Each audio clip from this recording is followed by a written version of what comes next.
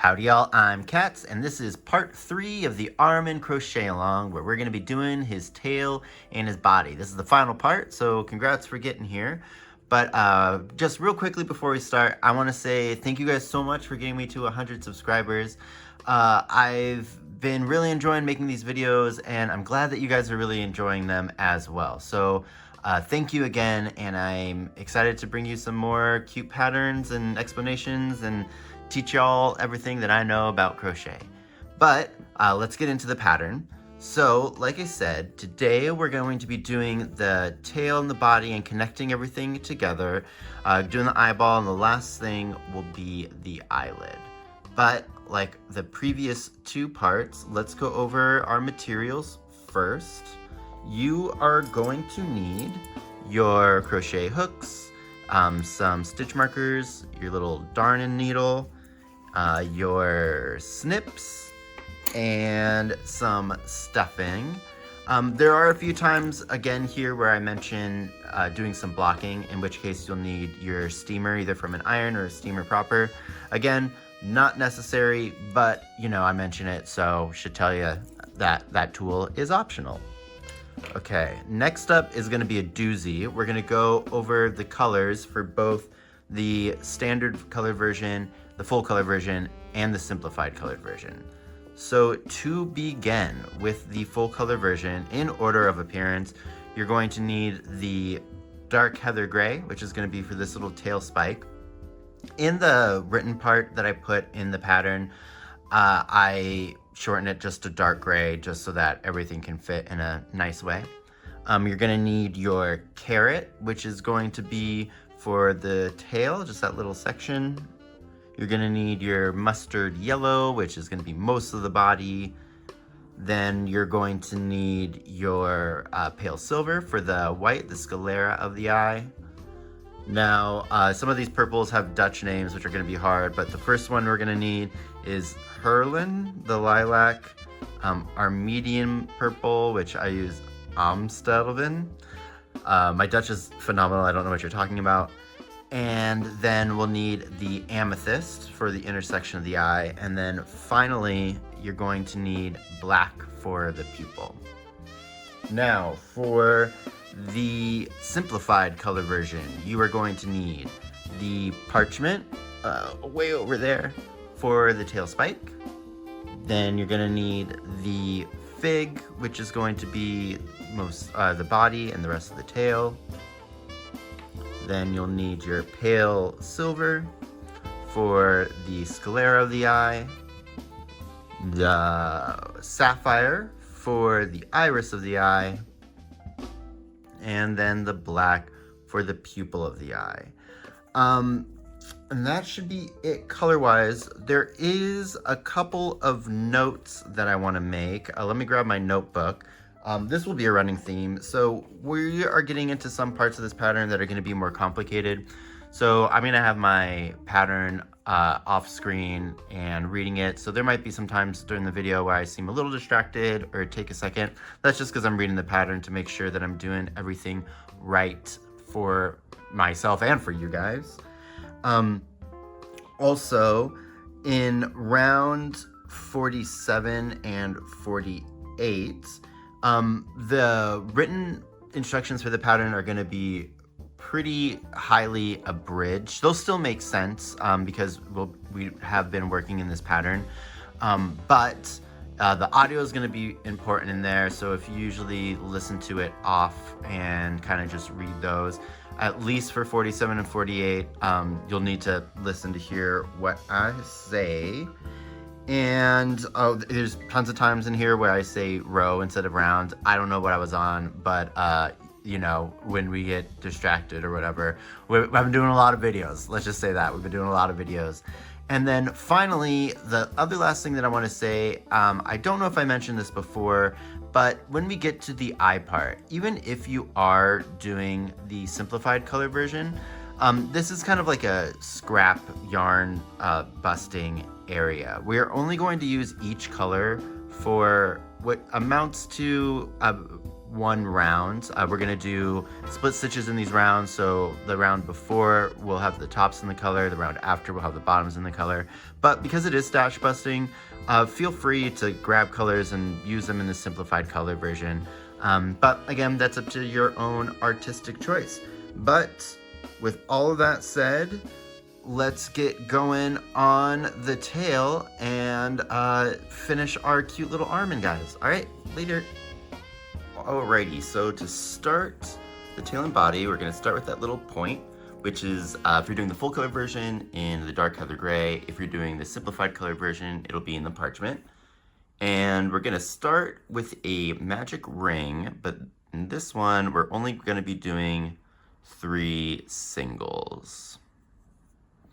Now, because we're using a darker color and we're doing a smaller magic ring, I think it's best to use a stitch marker.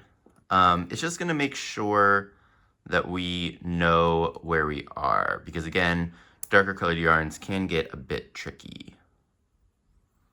So there's 2,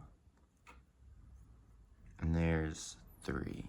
All right, so we'll go ahead and close that bad boy up. Now we'll go into where we put the stitch marker. Whoop. And for these joins, so I'm gonna put that in, I'm gonna tighten it up, and then I'm gonna do my join. For these joins, we want these joins to be really tight, because that stitch is gonna have a tendency to wanna be long, just because of how small this magic ring is to start with. So just pull that join tight, and we'll chain 1 to do it in place. All right, so then round 2 is just gonna be a round of increases. So first things first, we need to go right into where we made that join to do our first stitch of our increases. Nice.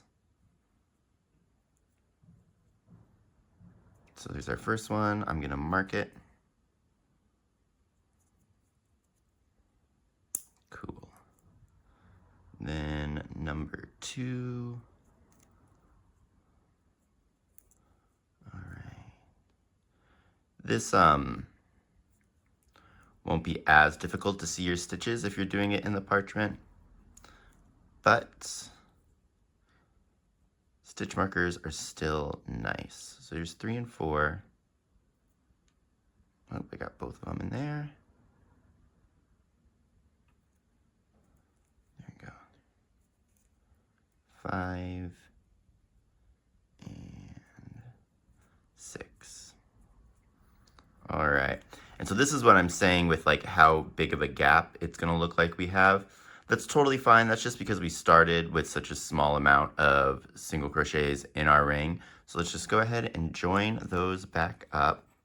There's also the reason why we use a stitch marker, because we can, if we look really hard, we can see there's our joining, there's our chain, but it's still, I just think the stitch marker makes it a little bit easier. So we'll go ahead and get that out of there. Go in. Okay. Fill that tight, and that's going to complete round 2. So round 3 is going to be pretty easy. It's just going to be 6 single crochets. And this will really help kind of like reset our joins to make it a lot easier to find these stitches. So there's 1, 2,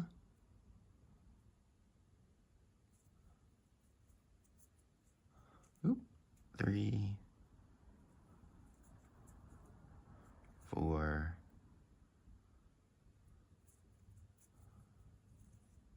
5, and 6. Perfect. All right. And we're getting there. So let's go ahead and join this again.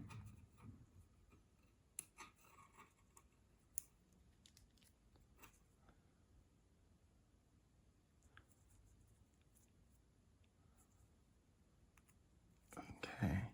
Pulling that tight and chaining to lock it in place.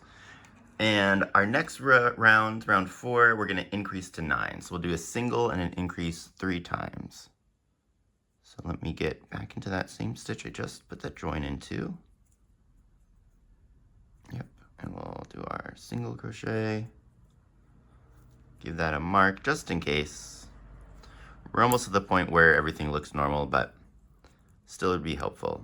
And then we'll do our increase. So there's increase 1.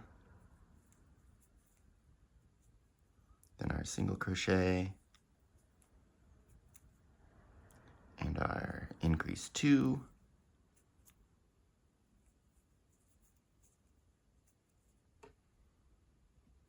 And then our single crochet. Whoop, where you are ya? And our increase 3. Where are we? So we singled into there. Here's our next stitch. Is that the right? Yeah, okay, cool. Perfect. And now we're looking more closely to how our rounds normally look, where the stitches aren't going to be too long. But we are getting a nice little point there. At this point, this little tail is a little too long. I think it's just going to keep on getting in the way. So I'm going to give it just a little snip. And then maybe even try to tuck it down in there. Yeah, we'll work around it. All right, so I'm going to join this round, round 4.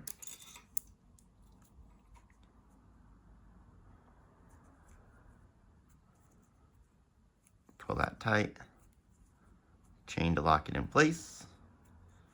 And now we are on to round 5, which is just going to be 9 single crochets.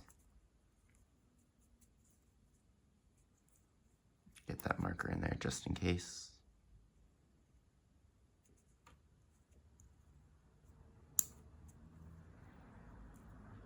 One, 2, 3, 4, 5, 6. Oops, hit a snag on that one. There you go.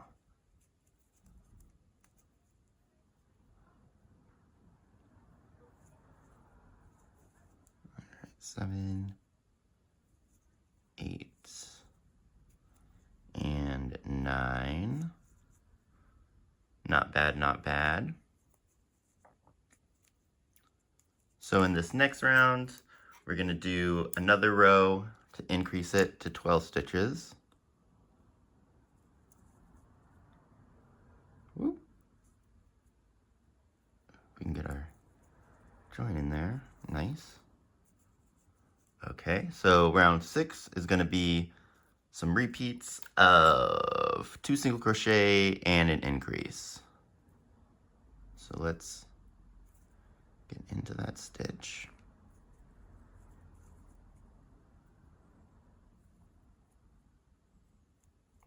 Oop. Maybe. There we go. So there's our first one. So there's 1 single crochet, 2 single crochets, and an increase.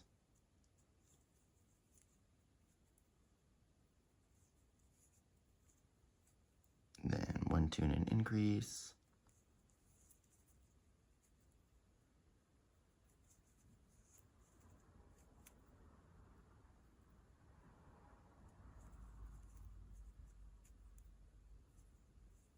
And 1 more of those. So 1, 2, and an increase.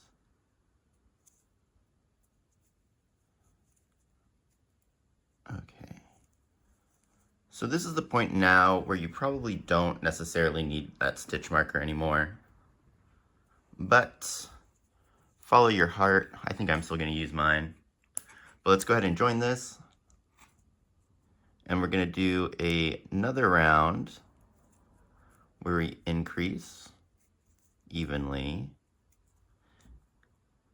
And this round, round 7, is going to be 3 single crochets and an increase, 3 of those. So here's our first.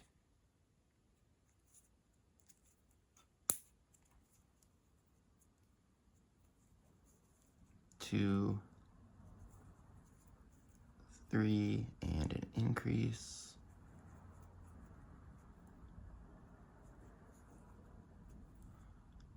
Then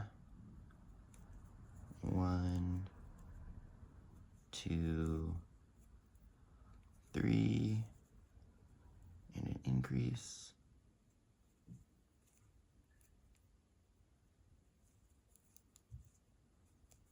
Then 1, 2, 3, and an increase.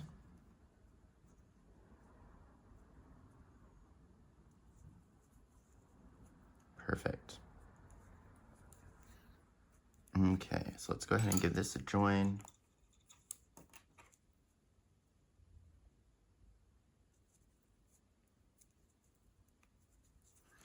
And a little bit of a chain. So we've got our little point shape coming out, looking really nice, sharp and pointy. Now we're gonna start incorporating our orange in. That's if you're doing the full color. If you're doing the simplified, this next round is where you're gonna be putting in your fig or your body color. And it's gonna require some split stitches. There is a video on the channel for split stitches. I'll link it right up there in a card. But it's gonna be pretty simple. So, round 8. Let me get some of this gray out some more. Okay. Don't want to get tangled. All right. So in order to start off round 8, we're going to do 3 single crochets and we're going to color change into that orange. So 1, 2, and 3. And I'm going to do that last pull through in the orange to do the color change. There's also a color change video that I'll also link up there. But I think color changes for an intermediate pattern are pretty standard. So let's go ahead and pick up this orange just to get everything out of the way. And this is where we're going to be working split stitches. So I'm going to do a split stitch single crochet and then a split stitch increase, but we're going to end that increase in our gray yarn. So to do this as a split stitch, I'm going to drop that orange, pick up the gray, do my single, finish it off in the orange. So there's our split stitch single crochet. Now I'm going to do a split stitch increase where I'm going to go into my stitch, drop the orange, pick up the gray, turn over, pull through, then pull through in the orange to finish off the stitch. Then my second stitch of that increase, we're going to go in, drop our orange, pick up our gray. But we want to finish this stitch off in the gray. So you should have 3 stitches in that orange. Well, 3 stitches with the tops in that orange. Cool. So now we want to make sure that we're going to carry our carrot yarn because we are going to use it again. So next up is going to be 4 single crochets. So I'm going to make sure I got that carrot yarn so I can carry it. So 1, 2, actually we're gonna carry every other. So 1, 2, 3, 4. Now I'm going to do an increase, but I'm going to change to that carrot colored yarn in the last stitch of this increase. So stitch 1 of the increase, and then, oops, stitch 2 of the increase, where we'll drop our gray, pick up our carrot, and finish that stitch in the carrot. Nice. And now we're going to do 2 split stitch single crochets in the carrot, and then a single crochet, and we're going to switch to the gray yarn in that single crochet. So split stitch singles. So go in there, drop my carrot, pick up the gray, drop the gray, pick up the carrot. So there's single 1. Then go in here, drop the orange, pick up the gray, then drop the gray and pick up the orange. And that's going to be single 2. Now we just need to do a single crochet, and it's going to be in, whoop, split stitch single crochet. But we're going to finish it off in that gray. So then we have another 3 single crochets that have the tops being the orange. Cool? Cool. So now I'm going to do 1 more single crochet in this gray, and this time I'm not going to carry that orange. I'm just going to leave it hanging out in the back there. So I'm doing 1 more single, and then I'm going to do a increase. Ooh. Cool. And then we're going to join this together with a slip stitch. Nice. Okay, so try to kind of detangle this just by putting the spins down at the bottom. But we don't want to cut the carrot because we're going to come back to it in just a second. So this next part is where we're going to kind of close the gray off and switch to just working into the carrot. And the way that we're going to do that is we're going to do slip stitches that are going to go in the front loop of the one closest to us, and then, the back loop of the one closest to us and the front loop of the stitch further away. And we're just going to keep these kind of lined up as we go along. Do you get that? All right, so for our first stitch, we're going to go, did I chain yet? No, I did not chain yet. Wait, did I chain yet? I did not chain. Come on, get in there. Get in there, little buddy. There we go. All right, so let's finish off that join.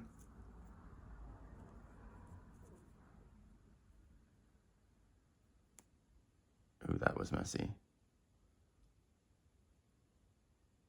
There we go. Join, chain, and now let's properly start round 9. So this one can be a little bit tricky to get into, but we're just going to go into the back loop of the stitch that we joined in. There we go. And then immediately after it, I'm going to go, so we know that there's 3 stitches after this, right? So 1, 2, and 3, that little guy right there. I want to go into the back loop of that stitch, and we're just going to slip stitch that together. Now I'm going to do the same thing for the next one, go into the back loop of the stitch closest to me, and the front loop of the one further away. And they're lined up, so this is the second stitch away from our oranges. Then I'm going to pull through, slip stitch those together. Now I'm going to do that one more time, here and here. There's the 2 stitches that are right next to those orange tops, and I'm just going to slip stitch that through. Perfect. Now what I'm going to do is I'm going to drop the gray, I'm going to pick up that orange, and I'm going to do a chain just to get this going. Now, what we're going to want to do is work 3 single crochets along this orange in our orange stitch, but we're going to make sure that we're carrying our gray with us as we go. So I'm gonna just go in here, do a single, making sure that that gray is around my yarn. So 1 and 2. Oops. And 2 and 3. Perfect. And now we're going to come back to this loop. So just go ahead and pull the loop along if you want to for extra security. We'll throw in a little stitch marker. But now we're going to come back to the gray. So get that orange out of the way, and we're not going to need to carry it. What we want to do is realign ourselves. So our 2 next gray stitches, after that orange, we want to do exactly what we did at the beginning. So I'm going to go into the front, or the back loop of the one closest to me, and the front loop of the one furthest away. I'm going to re-pick up that gray that we carried, and I'm going to slip stitch those together. Or I guess essentially just pull up a loop in it. Then in the next stitch, I'm going to go in the back and then the front, making sure these are aligned, and I'm going to slip stitch that together. Then the next stitch, which is going to be a little bit hard to find, we're going to go in there, and then in the other one, and then we're going to go ahead and slip stitch those together, and then we just need a chain, and we can pull that. And this is just going to get buried in, so give that a little snip, and we are done with that gray. Pull that tight, untangle this a little bit. And that is all you are going to need for the dark heather gray. If you're doing the simplified color version, I think, yeah, that's going to be all that you need of the parchment as well. So you can go ahead and put that away. But now let's go back into this live loop. So we can take off that stitch marker. Oh, just a second, I need to sneeze, I think. Nope, phantom sneeze, phantom sneeze. Okay, so now we're back in that orange, and we're gonna just treat this as if nothing happened. So I'm gonna do 3 more single crochets along here. So let's go into our stitch, do 1, and a 2, and a 3. So we got 3 single crochets, 6 single crochets in that carrot for this whole round. And now all we need to do is join our carrot colored yarns together. Oop. Join our carrot colored yarns together. And chain 1 to lock it in place. And we're good. So let's go ahead and pull this through real quick. I'm going to put a stitch marker in here just so we don't lose it. And we're going to stuff our little tail and put this end in. So first off, let's hide this little tail on the inside of the spike. Bloop, bloop, bloop. Oh, that one's a little tight. Whoa. Did we get it? Yeah, cool. So nothing really crazy here. I'm just gonna go in at the corner and just pull this guy through. Now we want to kind of take this and cut it, but we want to maintain that shape, right? So we're gonna zhuzh him out a bit, just to make sure that we have the most triangle of triangles that had ever triangled. So I think that looks good, like that. And then I did not prepare, so let me go grab my stuffing, and we're gonna stuff this tail just the tiniest bit. So I'll be right back. Okay, and now let's stuff him. So we're not trying to stuff this like extremely firm. We're just trying to give it like a little bit of body. So don't go crazy, but we do want to aim to put some in the points, and all 3 of them. And then we'll put a little bit in the body. So what I'm going to do first is actually take the tiniest bit to go into that bottom point, when you're stuffing complex shapes, or just like if you have any shaping that you've done on a crochet piece and you're stuffing, you want to make sure that you put stuffing that's specifically, what would you say, designated or like allotted for that little shaping area, because that's really going to help it maintain the whatever shape you put into it, whether it's like a little bump or in our case a finer point. Okay, so we got it in there. Cool, so now we can just kind of aim it down there, and also getting our needle in there to kind of poke that point is really going to help us make it nice and strong. Cool, so we got a little down in that point. Oh, got a little shown through, that's okay. We'll just push it up. So now I'm going to take a little and put it in this top, and we'll zhuzh it over into those other points. And like I said, we're not really using that much stuffing in here, because we still kind of want to keep it flat-ish, maybe with like a little bit of bulge in the middle.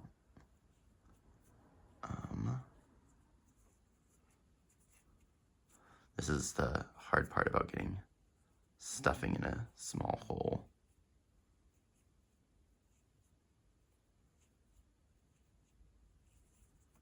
But we're getting there.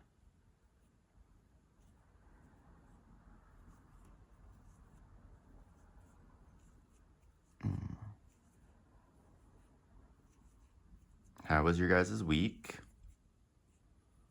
Yeah, mine so far hasn't been too bad. Weather here has kind of cooled off a little bit, and got to see some friends and hang out, which was fun. Okay, there we go. So now with that in there, I'm kind of just like scooping it over so that I can get it into those points. That's a big truck. And there we go. So we've got a little bit of a bulge going on, which is good. You see that? And I think I like that. I might put a little bit more in just to kind of widen out this back part. But then I think that's gonna be it.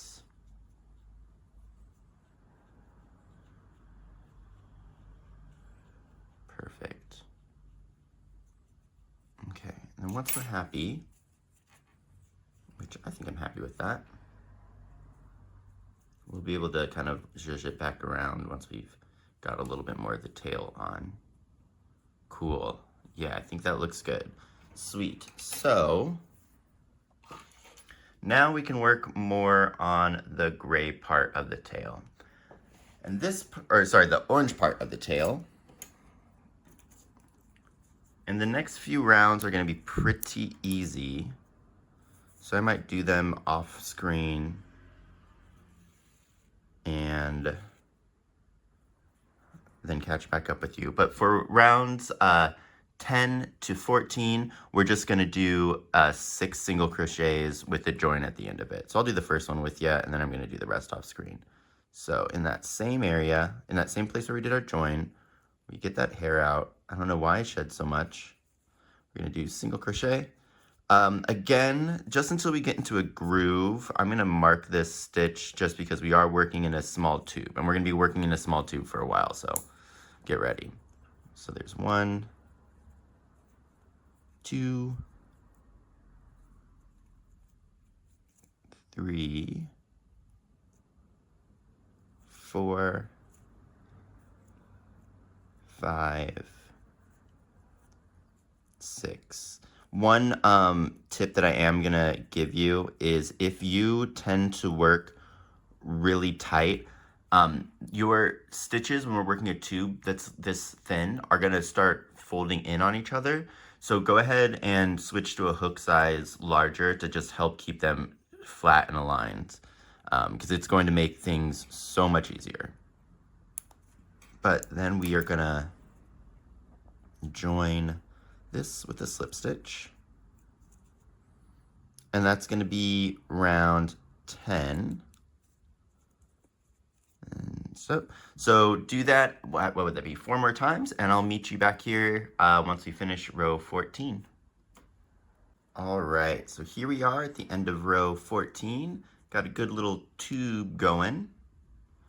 And now we're gonna start incorporating the yellow, the mustard yellow. If you are working in the simplified color version, you can just ignore these next 3 rows and do them as just more rows with 6 single crochets. But if you're doing the full color, we're gonna do this kind of like how we did it in the legs, where nothing is kind of set in stone, but we want to start incorporating the mustard yellow in by doing full stitches and split stitches. So let's get here for row 15, and we're going to do 6 single crochets, but I'm going to slowly start incorporating that mustard yellow in. So 1, 2, and let's do it here. Give it a little tail. Cool. Do this full stitch in here just to make it easier to lock this in place since we're working so small. Grab that orange with me. I'm gonna grab that yellow tail too just to lock it. So there's our 3. 4. Gonna switch back.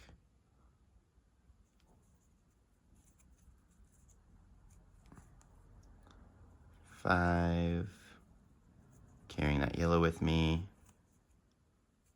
and 6. Almost lost where we are. There we go. And I'm going to finish this one off in that yellow, I think. Okay.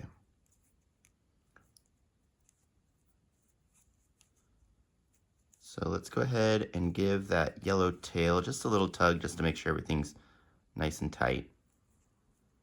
And then we're gonna join this row.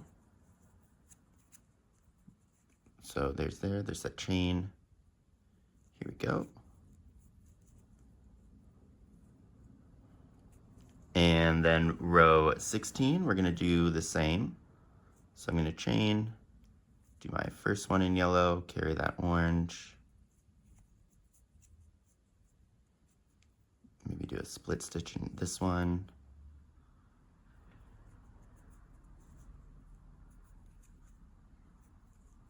2, 3, switch to yellow in this one.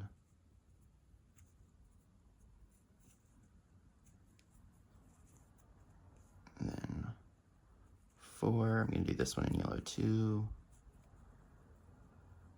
5, we're going to split this.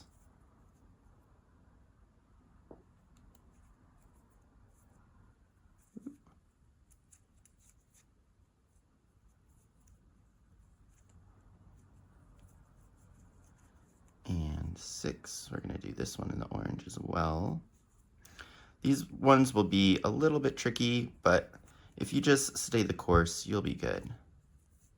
Okay, so now this is going to be our last round where we're going to incorporate the yellow, and then we're going to switch to just working completely in the yellow. So just make sure that your final pull through in this one is in yellow. So let me join this together.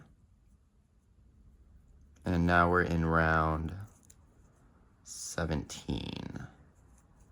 So chain 1, go in here. I'm gonna do this and split into yellow. So 1, and carry that orange with me. Whoop, not you. 1, 2, split this one in orange.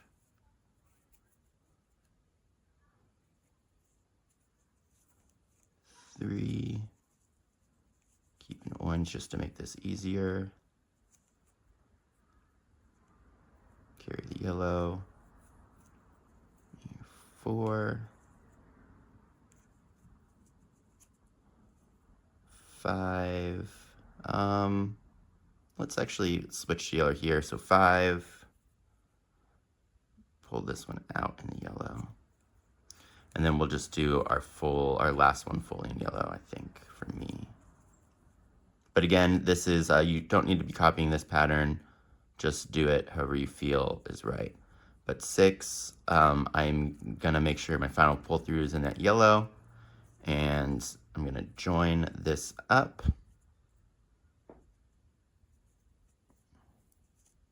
Perfect. And chain just so that we know we're in there.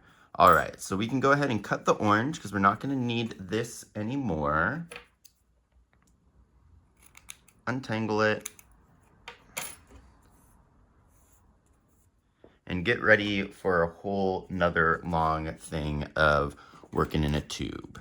So what I'm gonna do here first is let's do row 18, which is just gonna be 6 single crochets.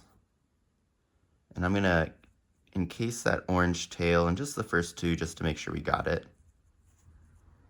locked in there. Oop, don't wanna pull it up there.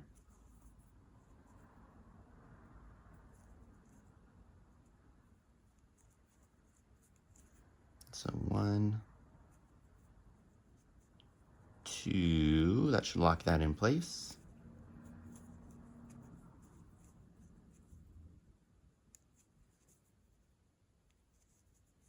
2, 3, 4, 5, and 6. So that's going to be the end of row 18. We'll go ahead and join that one and chain to lock. And let's go ahead and push in these tails. Now, the tension that you got when doing all of those color changes, especially when you're working smaller, can get a little wonky. So one thing that I find helpful is to take your hook, once everything's in there, and push it through that tube and just kind of give it like a little spin around. And that'll really make everything kind of line up back in place so that we don't have any like crazy like bumps or whatever. That's good. All right. So now for rows 19 through 37, you're just going to do 6 single crochets in that yellow all the way around. So I will meet you at the end of 37 before we start row 38. Another thing I'm going to mention is we're not going to stuff our tail just because we're going to use it to like kind of move it around to help make the guy stand up. So if we put some stuffing in it, it's going to be a lot more resistant to our manipulation. So that being said, before when we were doing our joinings, we were pulling them really tight. Now we don't want to pull them super tight. We just kind of want to keep them at the same kind of tension as the rest of our stitches are. So just enough to close, not enough to close it tight. That's going to help us maintain a round shape and make sure that it doesn't get like flattened or pinched on one side. So cool. I will see you at the end of row 37 and we will move on to start actually shaping the body proper. Okay, so here's the end of round 37. If you did everything right, you should have a nice little tube that isn't going to be distorted or pinched too much. You could do beforehand, if yours is feeling a little wonky, is do what we did before, where we just take our hook and we go down and we kind of just move it around in a circle, just try to loosen up those stitches and make sure everything's kind of laying nice and the way that we want it. So here's where we start to build up the body, and we're going to start by just doing a little bit of shaping just so that we can give the tail more interesting slope so it's not just like coming directly out the back. So for round 38, I already did my chain, so I'm going to do 2 single crochets and then an increase and then an increase. Oop. And then I'm going to do a chain. I'm going to go ahead and mark the chain because we're going to be working into it when we come back around, and I just have a tendency to lose them. So I'm going to do my chain. I'm going to mark it. There we go. And then I'm going to do an increase and 2 more singles to finish off this round. So just an increase in the next stitch, 2 more single crochets, and there's the end of that round. So we can go ahead and join that together. Slip it to join. Perfect. So now round 39, we're gonna chain 1, do 4 single crochets, 1, 2, 3, and 4, and this takes us to where our chain is. And in our chain, we're going to want to do a single, then chain, and then do another single. So I'm going to make sure that I'm going underneath the 2 V's of my chain, not just going into the space. So I'm going to do a single crochet. There we go. Then chain, and I'm going to mark that chain.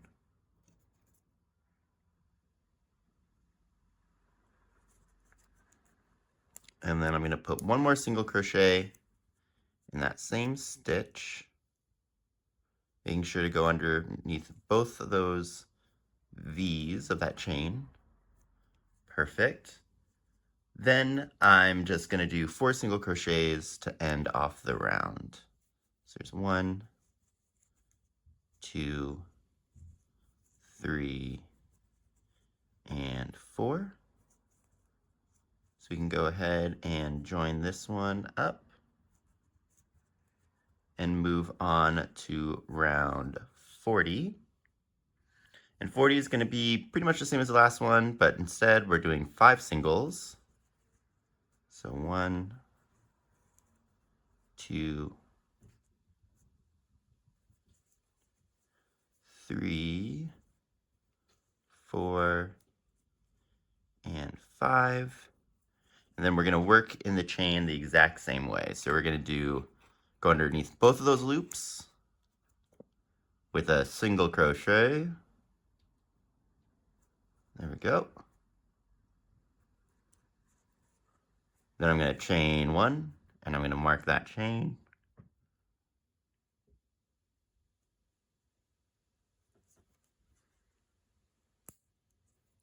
And then put a single in that same chain that we did our last stitch in.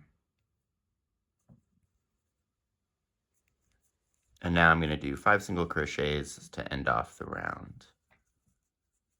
So 1, 2, 3, 4, and 5. Perfect. And now I'm going to join that one and chain.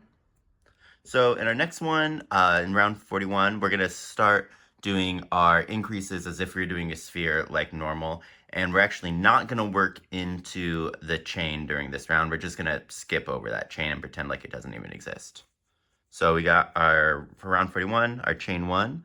Then we're going to do a single crochet and an increase 6 times. So single, increase, 1, single, increase, 2, single, increase, 3. No, let me get underneath both of those. There we go. And now I'm going to skip the stitch that is their chain that has their stitch marker in it. And I'm going to go directly into the next one, do a single, increase. That's my 4th one of these.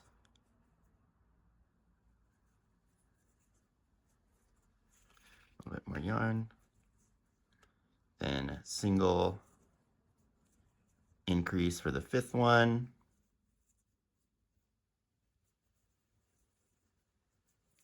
And single increase for my 6th one.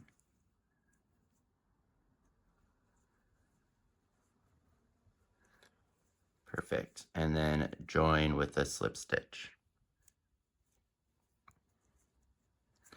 Awesome. So the next few amount of rounds are just going to be standard staggered increases for a sphere construction. So I'm just going to do them off screen and show you what the completed round looks like. All right. So let's move on to round 42, which will be a chain single increase 5. You'll see. Round 42. Round 43. Round 44. Round 45. Getting bigger, huh? And round 46. So if you did everything right, you should have 48 stitches in here. The next round, we're going to start attaching our legs. So go ahead, grab your legs. While you're at it, you might as well grab your wings as well. And I'll see you back here and we'll talk about the attachment method that we're going to use. All right, see you in a sec. Alrighty, so let's talk about the legs before we attach them. And we've got them oriented pointing towards us. The one that we have the stitch marker in is going to be our right leg. And this one over here is going to be our left leg. You can tell because the opening is going to be on the opposite side of what leg it is. Now, another thing to note is what we're going to be doing when we're working the legs is we're going to be crocheting this to the body and this part to the body. And just for like ease of reference, we're going to call these our leg stitches, and there are 16 of them. And then this is going to be our knee stitches, which there will be 6 of them. Now the knee stitches on both legs are going to be pretty much the same, but where we're going to work into the leg stitches is going to be different. So on our left leg, this was made via a chain. So when we're working into them, we're going to be working into the back bumps of the chain. So let me see if I can orient that. So do you see, this is going to be our back bump that we're going to work into. Then it looks like we have kind of like a square and then our next back bump. So keep that in mind that on this left leg, we're going to be working into those back bumps only when we're working into our leg stitches. Now, on the right leg, we made this using foundation stitches. So that means that we're going to go underneath both stitches like that when we're attaching this leg. A little bit easier in some instances to kind of see those. But yeah, whenever we're doing this right leg, we're going to be working into there. And then one more thing of note, this section does get a little bit more complicated. So if you see me doing pauses or whatever, that's me checking my notes. I got my iPad over here for that has the pattern up on it. All right. So first things first, in order to make things easier in the future for this first attachment row, and make sure we get everything lined up right, we're gonna put some stitch markers in just so that we know where we're going to start the attachment for each leg. So for the left leg, we are going to first go into the 4th back bump from this corner stitch. So this is going to be our corner stitch for our leg. It's the one that attaches our leg stitches to our knee stitches. So we're not going to count that, but we are going to count the 4th back bump of the actual leg stitch. So there's 1, 2, 3, and 4. So I'm going to put a stitch marker right into there just so that we know that's where we're going to start. Perfect. Then for our right leg, we're going to also be counting back from this corner join stitch. This one's a little bit more confusing to see, but this is the corner join. This is actually going to be the first stitch of our foundations, and we want to find the 6th one. So we got 1, there's 2, 3, 4, 5, and 6. So we're going to make sure we go underneath both bumps of that, and that's where I'm going to put this. Now I'm going to double count those and make sure I have it right, because if we don't have them lined up correctly, then we're gonna have to go back and take everything apart, which is gonna be no bueno. So let's take a peek. This one should be on the 4th back bump from the corner stitch. So here's the corner, 1, 2, 3, and 4. That one looks good. And then for our right leg, we'll find the back corner, which is, hey, get out of there, which is right here. Then the back actual V, so that's gonna be our first one. So 1, 2, 3, 4, 5, and if we can get that tail out of the way, 6. So we got that lined up. Good. So now let's grab our body with our tail on it, and we can start going on round 47. So round 47 is going to be a pretty easy attachment row, but it is going to line everything up, so we just want to make sure we do everything right. So I'm going to chain 1 to start off the round, and we're going to do 8 single crochets. So 1, 2, 3, 4, 5, 6, 7, and 8. Cool, so easy peasy. And now we're gonna attach our first leg. And we're gonna need our left leg, so this one. And the way that we're gonna stitch it is we're going to go from the inside of the leg to the outside of the leg. And we're gonna start from that 4th bump, the one that we marked. So go ahead, take out your stitch marker, and we're going to go into that stitch with our hook. Perfect. And then I'm just gonna go into this next stitch on my body and do a single crochet. Now I'm gonna do the same thing with the next back bump, which can be kind of hard to find, but it's right here. So I'm gonna go in there and then into my next body stitch and single crochet. And then I'm gonna do that one more time. So my next back bump, if you kind of look, you can see that this back bump is going into here, and then the next thing that's going up and over is this bump. So it might kind of help for you to identify it. So I'm in that back bump, and then I'm gonna go into my next body stitch, and I'm gonna single crochet that together as well. Perfect. So that's gonna be the first leg attachment. So we're gonna go into our next stitch. We're not gonna use any more of our leg stitches. And we're gonna do 26 single crochets. So, whoops, 1, 2, 3, 4, 5, 6, 7, 8, 9, 10, 11, 12, 13, 14, 15, 16, oops, 16, 17, 18, 19, 20, 21, 22, 23, 24, 25, and 26. So that's good. And now it's time to attach the right leg.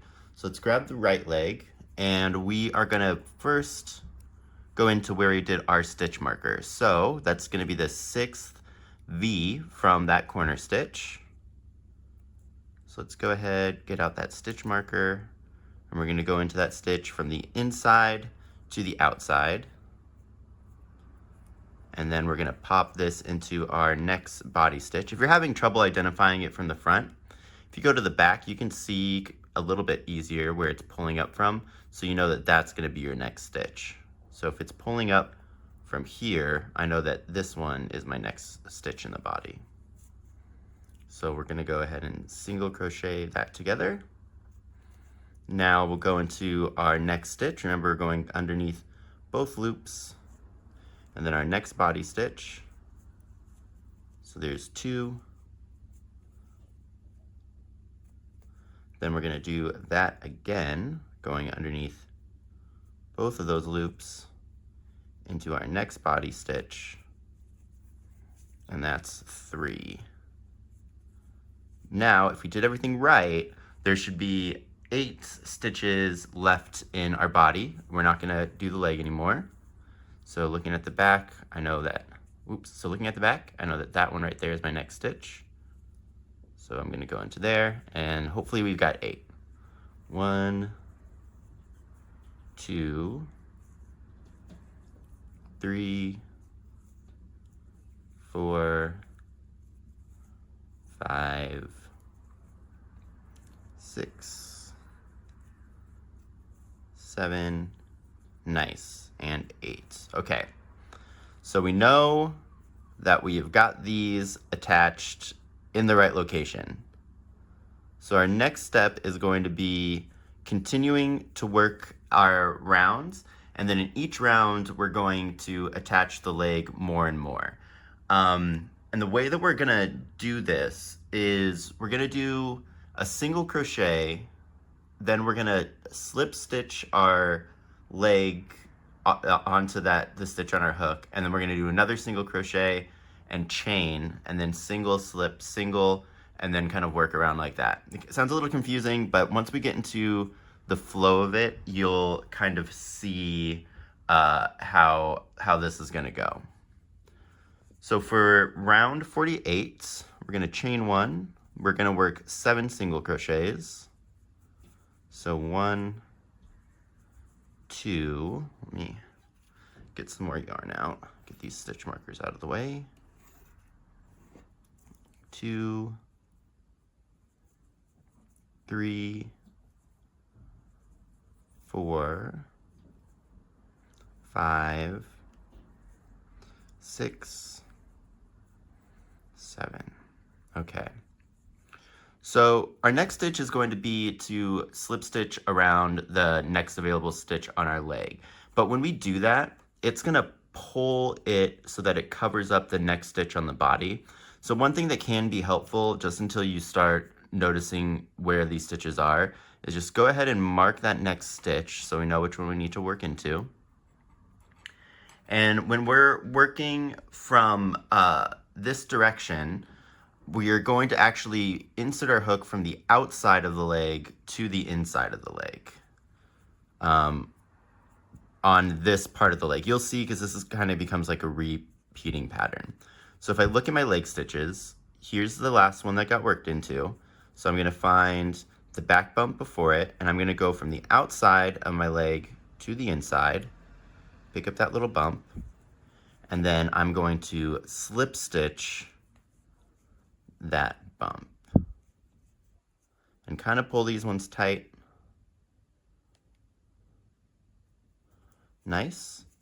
And now I want to do a single crochet into that body stitch. And do you see how that really kind of pulls everything in front of it? So just use that stitch marker because it makes it a little bit easier to find where we need to go.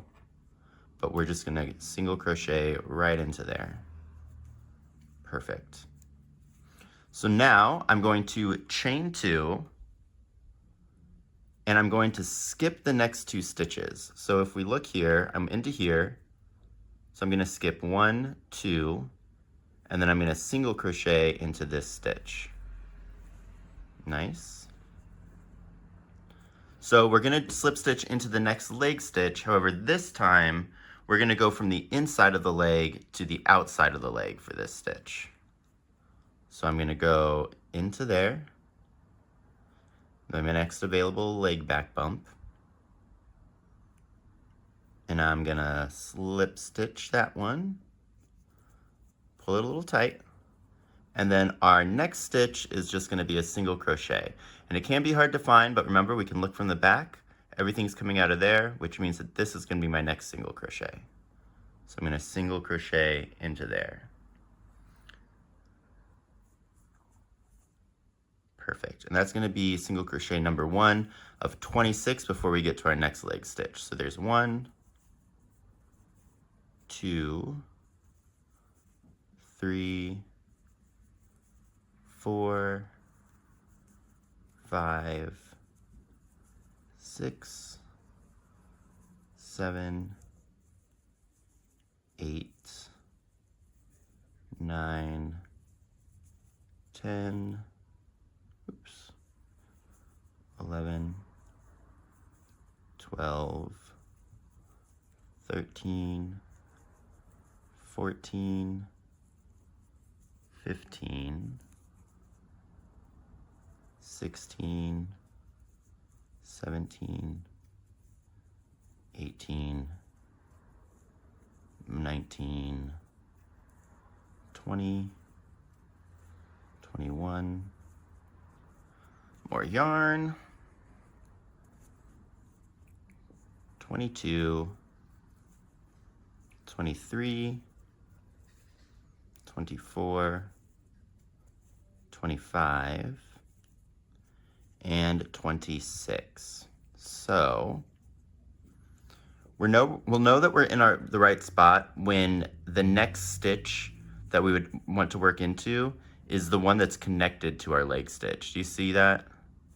Kind of tricky. But we're going to do the same thing as we did when we first hit the leg on this round. So I'm going to go ahead and mark the next stitch I have to work into, because that one's going to get pulled. I'm going to go from the outside to the inside of the next loop on my leg. So if I pull this, I can see that that one's been worked into, so I'm going to want this one. Going underneath both loops from the outside to the inside. And I'm going to go ahead and give that a slip stitch. Nice. Now my next stitch, we marked it. Because see, it can get kind of confusing here to see which stitch we need to go into, because that one almost looks like it's clear, but it's not. It's been worked into. So go into that marked one, and we're going to throw a single crochet into there. Perfect. So now we're going to do the same thing. We're going to chain 2. So 1 and 2. Then we're going to skip 2. Now remember, we want to skip the ones that we didn't work into. So that stitch has been worked into. 1, 2, skip. So our next one is actually on the outside of where we've been. So I'm going to single crochet there. And now I'm going to slip stitch into my next available leg stitch, which is going to be this one. And I'm going underneath both loops, slipping that stitch. Ooh, maybe, there we go. And then our next body stitch, which I can tell that that one's been worked into. So I'm going to go into here, and that's just a single crochet. And that should be 1 of 7 to finish off this round. So there's 1, 2, 3, 4, 5, 6, and 7. One thing to kind of note here is that these are going to be kind of like how I've been showing you, where it's symmetrical all the way around. So if for some reason the stitches don't line up at some point, you know that you did it wrong somewhere, so you can go back and recount and make sure everything's right. I find that most of the mistakes will happen at those junctions. So where we do our single, then slip stitch, then single. That's usually where the counting goes wrong, because you'll just end up working into the wrong stitch. So if you're ever in doubt, just go check over there. So let's go into the next one. Okay, so let me get some yarn. Another thing is, they're kind of hard to identify, but those slip stitches that you put into the leg, you're not going to be working into those. So if you see those slip stitches, just know that that wouldn't be a stitch that you're going to work into. In fact, those slip stitches aren't even counted in these row counts because they don't technically exist for us. I know there's a lot of moving parts in this section. I understand. I'm trying to take it slow for you guys. So round 49, I did my chain. So I'm going to do 6 single crochets. 1, 2,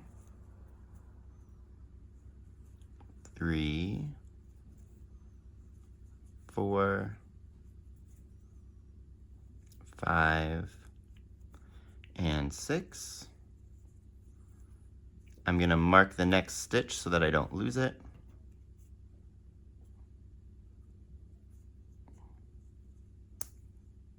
And I'm going to slip stitch into my next available leg stitch from the outside of the stitch to the inside.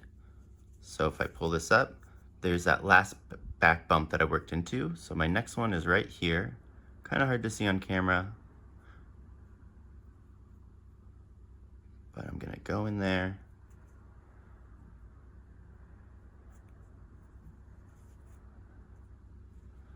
Whoop. Readjust. And I want to pull this tight, remember. Okay, so get that nice and tight. Then I'm going to single crochet into that marked stitch. Here, let me pull this up here. So where we are right now, this stitches in the next one need to work. Do you see that little guy right there? That's going to be the slip stitch that we did. So those, you'll never work into them.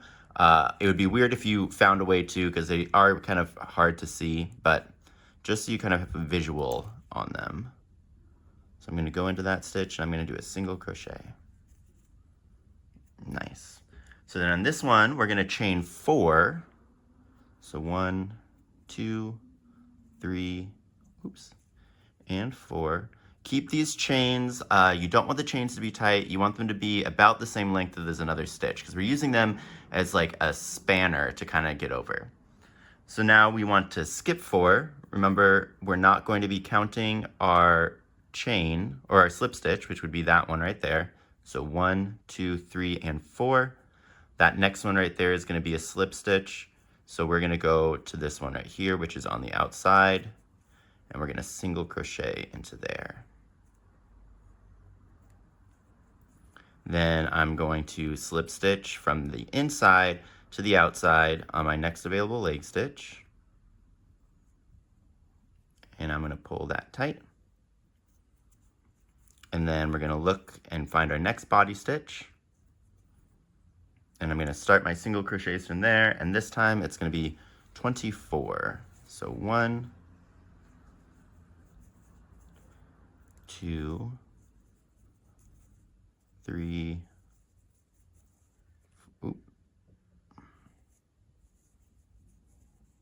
4, 5, 6, 7, 8, 9, 10, 11, 12, 13, 14, 15, 16, oops, 16, oh my gosh, maybe not. All right, let's get this kind of sorted. 16, there we go. 17, 18,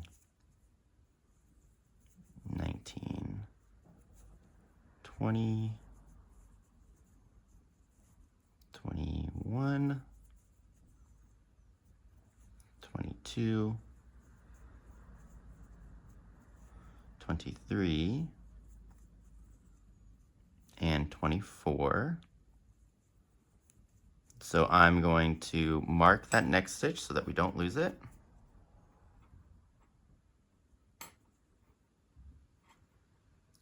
Boop.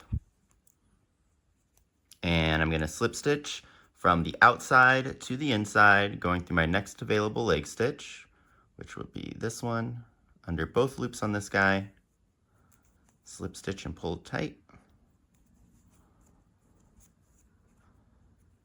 And then I'm going to single crochet in that stitch that I marked.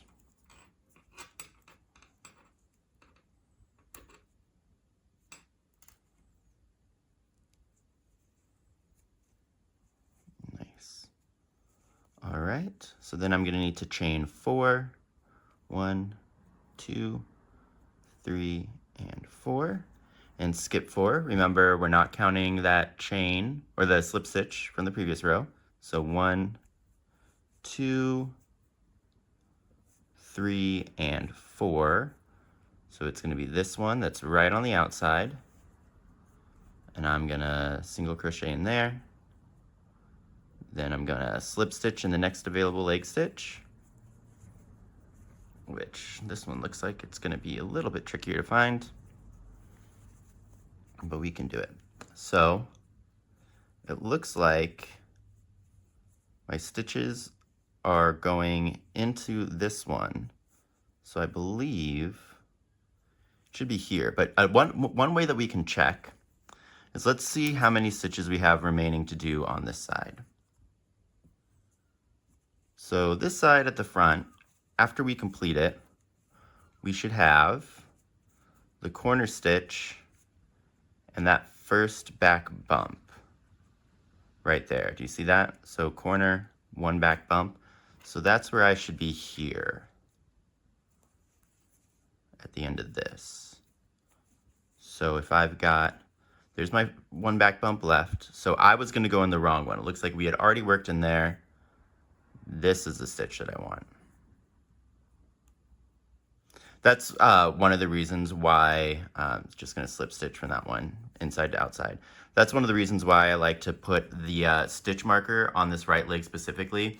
Because of the manner of doing it in the foundation single crochets, it has a tendency to just not be something that you that often work into. So it's kind of good to have that frame of reference. But after we do that, we need to find our next available body stitch, which is going to be here. And I'm just going to work, should be 6 single crochets to the end. So 1, 2, 3, 4, 5, and 6. Okay. There we go. Looked good. There's our join. There's our chain to start. So I'm just going to join this one to here, like normal. All right. Let me go grab my glass of water, and then we will move on to row, what is that, 50? Round 50. Okay, back from that hydration break. So let's move on to round 50. So I'm going to chain 1, and we're going to start round 50 with 5 single crochets. So 1, 2, 3, 4, and 5. Let's go ahead and mark that next one so we don't lose it. And then this is going to be our last stitch in the leg. So let's find where that bad boy is. Wait, stitch marker, gonna have to work with me here. So if I pull this apart, right here is where we have our connecting stitch. So this last little bump is gonna be this guy. So go in there, give that a tight slip stitch, And then we'll go back into where our stitch marker is. And we'll do a single crochet. Now we will chain 6.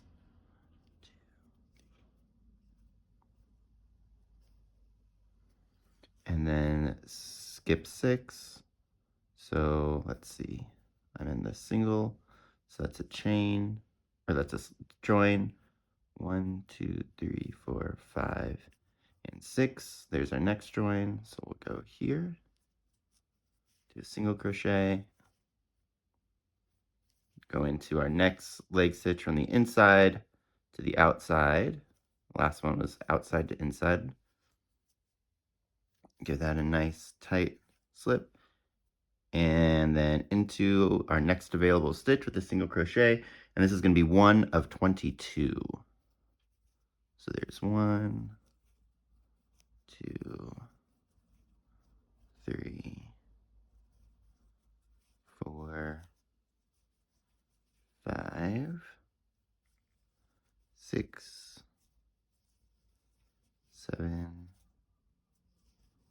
8, 9. I don't know if I said why we're doing the slip stitches from inside to outside, but essentially when we go from outside to inside, when we first hit on like this side, it helps kind of keep everything aligned correctly. So do you see how we're kind of starting to get that attachment? They look similar on both sides, and that's because we're alternating that kind of attachment method. Sorry, I can't count and talk at the same time. But yeah, so it changes that attachment side so that it looks even. If we kept on doing it from like the outside to the inside, whenever we would do it, we would start like twisting the piece that we're actually trying to connect. So it wouldn't be all even. And what? I totally lost count. Let's see where we are at. So there's our join, I believe. Right, yeah. 1, 2, 3, 4, 5, 6, 7, 8, 9, 10, 11. Perfect. So 12, 13, 14,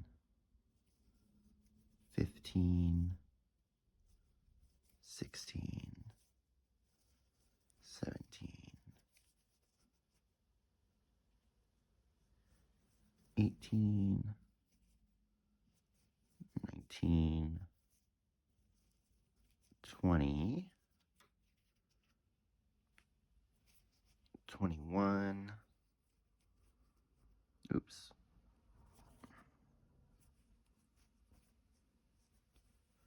21, and 22. All right, so another way that I know that we counted that right is because this is another spot where our next stitch is gonna, when we slip stitch into here, it's gonna pull it over our next leg stitch. So I know that we did that right, because if I ended my stitch there, there'd be nothing to pull over. So let's go ahead and get our stitch marker in there. Then we'll go into our next available leg stitch, which is right there, going under both of the loops. I'm gonna do a nice tight join, and then we're going to, oops, I did that like around that stitch marker. Stitch marker is helpful, sometimes also in the way. Get that stitch back on there, get that stitch marker out the way, go into our next stitch, do a nice slip stitch. Now go into where we marked it, do a single crochet, chain 6, 1, 2, 3, 4, 5, and 6, and then we're gonna skip 6, so skip that slip, 1, 2, 3, 4, 5, and 6. So our next one is this outside. Then we go into our last stitch on this leg. So we can take out the stitch marker and go right into there. Do this one tight. Now that one's gonna be kind of gappy, but it will get fixed, so don't worry about it. And then we're gonna end with 5 single crochets. So I believe this is our next one, but just to double check, I'm gonna count backwards. So 1, 2, 3, 4, and 5. So yeah, we're definitely in the right spot. Okay, so there's 1, 2, 3, 4, and 5. And then we can slip stitch to join round 50. And that's going to be the end of that one. All right, so now we're going to start working into our knees. But when we work into the knees, we're also going to single crochet with that corner stitch. So it can get a little bit hairy, but just bear with me and we will get through this together. So round 51, I'm going to chain 1. I'm going to do 4 single crochets this time. So 1, 2, 3, and 4. I'm going to mark my stitch like normal.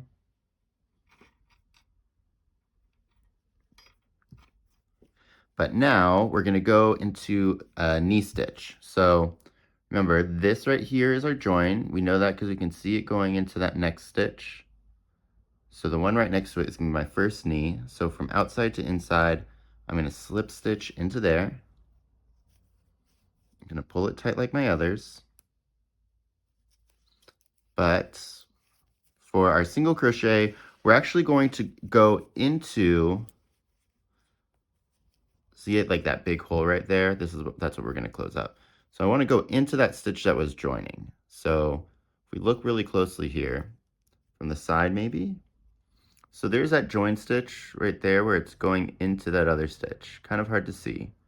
It's right above my fingernail. So we want to go not into the stitch that it's going into, but underneath the actual join stitch proper. Make sure that we're getting both loops of that. And then we're also going to single crochet that into our next body stitch. So for this one, we went into the join and then single crocheted that to our next body stitch. And that's going to help close up that gap. Perfect. And now we're going to chain 7. So 1, 2, 3, 4, 5, 6, and 7.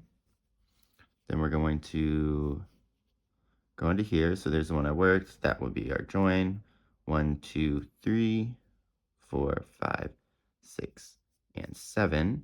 So this one is going to be into that single crochet after the chains of the previous round. So if I pull this up, we can see our chains are going in, but if I pull this chain, do you see that little extra loop right here? Like right there. If I go slow, pull that out. That's how I know that this stitch is a single crochet, because that little extra loop there is part of that single crochet. So I'm going to do my single into here.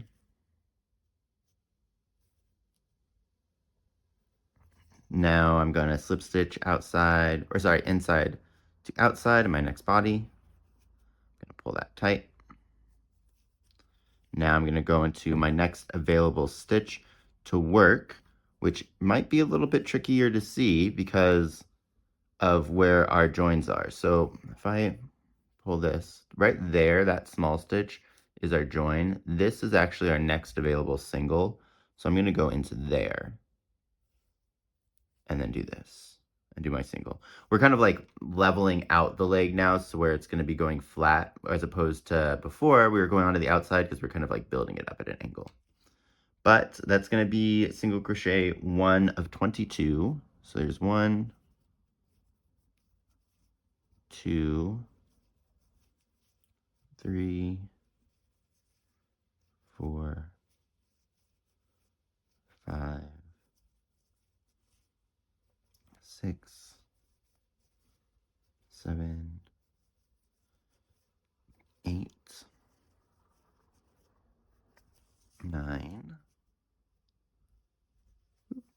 10, 11, 12, 13, 14, 15, 16, lost myself, 16, 17, 18, 19, 20, 21, 21, and then 22.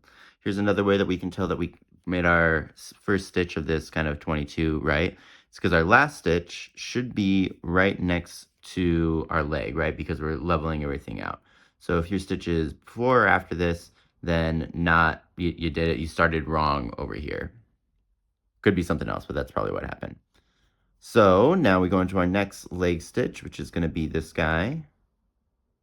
Going to go underneath both of those. Going to do my slip stitch, pull it tight. And then we're going to single crochet in that single crochet after that chain, right? So here's the chain from the previous round. This single crochet got shrunk real bad, but it's right there, and we identify it again because it has that little extra loop. Perfect. So now we're going to chain 7 again.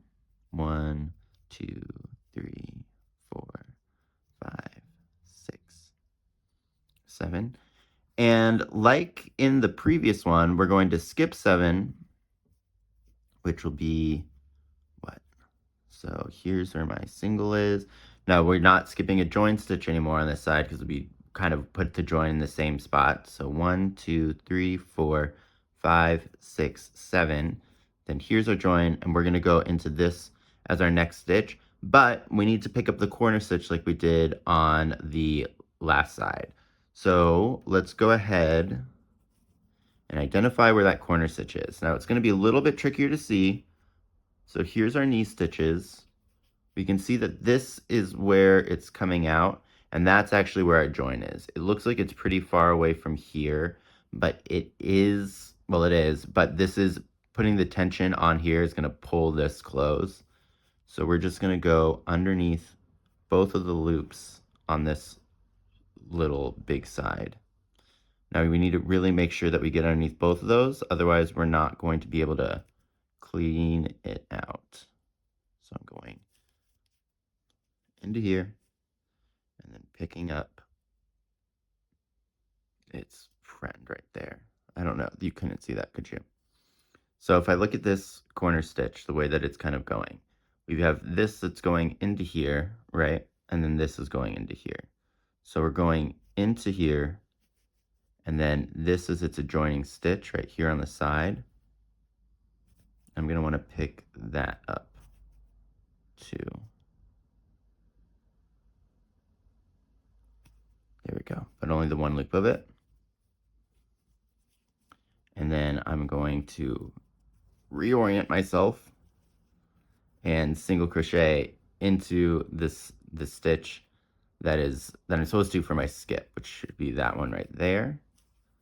You can tell because it's right next to where that join is. You see that vertical kind of loop? That's going to be where the join was in the previous round. So our next stitch is our next actual body stitch, and we're going to single crochet into there. That one is a tough one, but just remember, we're going to skip 7. We're going to go underneath both of those loops. Then we're going to single crochet with that. And now it's time to join our knee on this side. So remember, our knee to leg is this one right here. It's going down into technically the stitch over here because of the way that we made it. So this one right here is the one that we want. It's the one that's going to be directly starting to go horizontal. So I'm going to go underneath there, and I'm going to make sure that I pick up both loops from the inside to the outside. I'm going to slip stitch that together. And then this one should end on 4 single crochets if we did everything right. which there'd be, that's the stitch that we just worked into. So here, 1, 2, 3, and 4. Perfect. It's around 51. Is done. So that round is a little bit challenging. Ooh, big motorcycle. But just if you take it slow and you kind of just really pay attention and look at your stitches, you're going to be fine and you're going to get it. So let's move on to round 52, which is going to be a little bit easier. So I'm going to chain. I'm going to do 4 single crochets. So 1, 2, 3, and 4. You might notice that I'm like really kicking back with each one of these stitches, but that's just because I know that I have a tendency to work really tight when we're kind of joining these together and we're doing tight stitches in the join, and then we're having like to go into very small finicky areas, and I don't know why, but my body just wants to tense up on those ones. So I'm really doing that kickback so that I can make sure that I'm keeping all my stitches the same size and keeping them like relaxed and not making them insanely tight. All right, so I just did my 4 single crochets. Now I'm going to slip stitch into my next knee stitch, which if we look from the top is this guy. Side, we can see that we're going into that side one. So I'm going to slip stitch into here. Now, because we're not closing over our next stitch, we don't need a really stitch marker anymore. I did that from outside to inside. So our next stitch is going to go into that single crochet that we made previously. So if I kind of look at this, this is like what I was saying. Do you see how there's that extra little bar that comes there? That's how I know that that's the single crochet, and that's a stitch that I need to go into. So I'm going to do my single. Now I'm going to chain 6. 1, 2, 3, 4, 5, and 6 single crochet.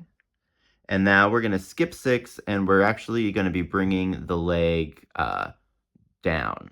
So we're going to be working into the chain. And when we go into the chain, we want to work under both bumps if possible, because it's going to make it more stable. So if I pull this out, we can see kind of that little line that signals the first single crochet. So this one right behind it is going to be the chain, and I want to work into that chain, going underneath both of those loops. If you can't get under both of them, like me pulling that out right now just distorted it, I mean, it's okay, but you really want to go underneath both of them, because this is going to be really helpful in building the structure and making sure that everything is kind of sitting right and has the correct tension. So we really want to make sure that we're getting underneath both of those loops. All right, so we're going to single crochet into there. Now we're going to join our next leg stitch from the inside to the outside. Remember, this is just a back bump of a chain, so go into one loop, pull that tight, and then our next single crochet, no, I'm going to use a stitch marker for this just to show you. Don't want to lose that hard work. So we'll put a stitch marker into the next stitch, which is going to be the single crochet, right, from the next one. So I'm going to just throw my stitch marker in there real quick. Then I'm going to do my join again.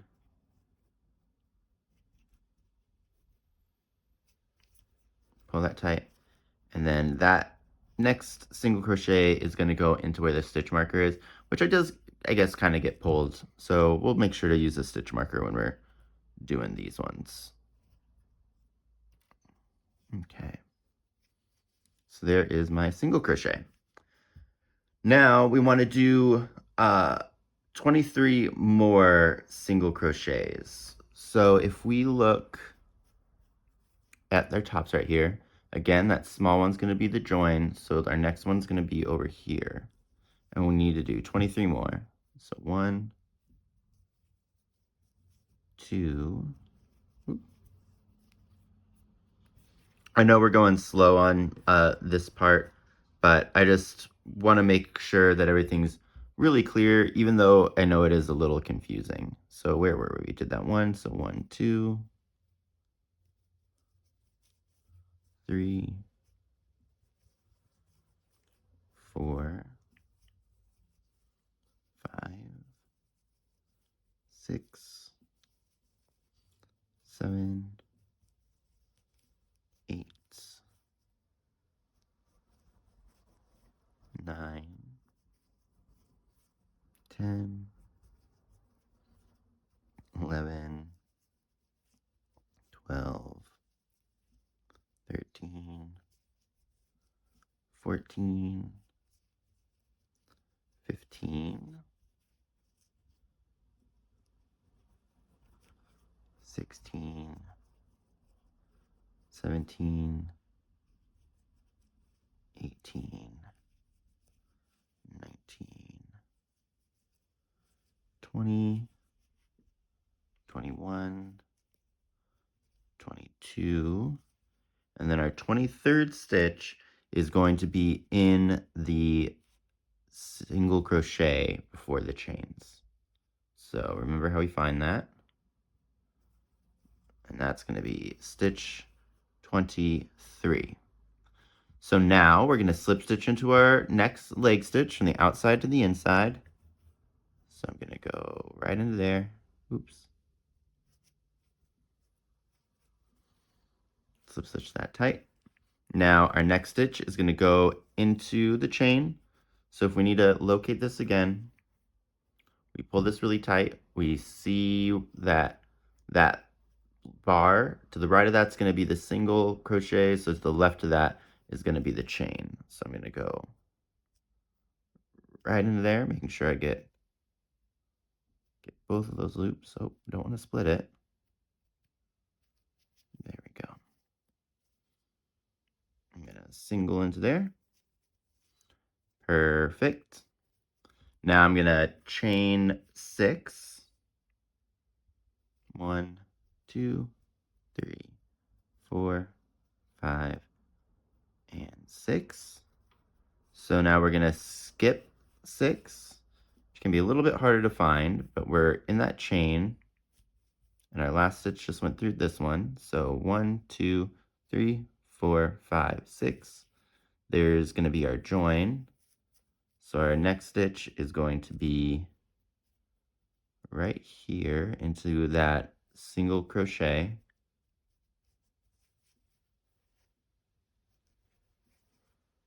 So I'm going to single crochet. That single crochet after the chain. Then I'm going to go into my leg stitch, my next available one, from the inside to the outside. Slip stitch that on real tight. Now we need to do our next single crochet, and this one, like the other one, will be ending with 4. So 1, 2, 3, 4. Here's my next one.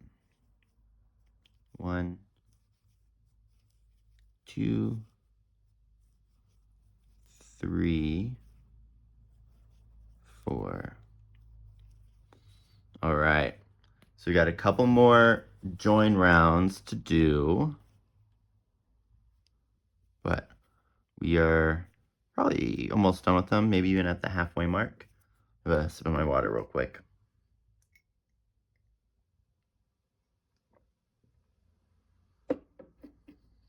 Okay, so round 53, gonna chain. We're gonna start this with 4 single crochets. So 1 and 2 and 3 and 4. Get us some more yarn. All right, so you guessed it, we're gonna slip stitch into our next knee. Let's see which one it is. Everything looks like it's going into there. if I can double see from the top that everything just went into there. So here's our next one. So I'm going to go in there,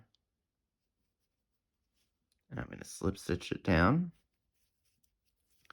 Now our next single crochet is going to be in the single crochet from the chain prior, right? Because we didn't actually change the position of where our knee was. Now we're just doing 4s for both of these rows. So if I pull this up, right there is our first single.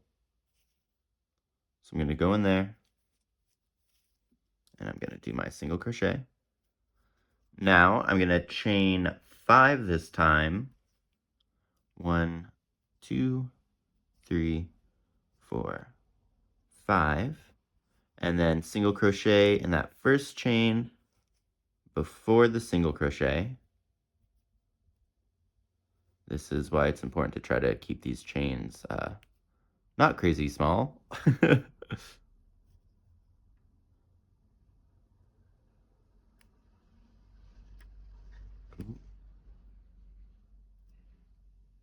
we go, almost got all of it. There it is.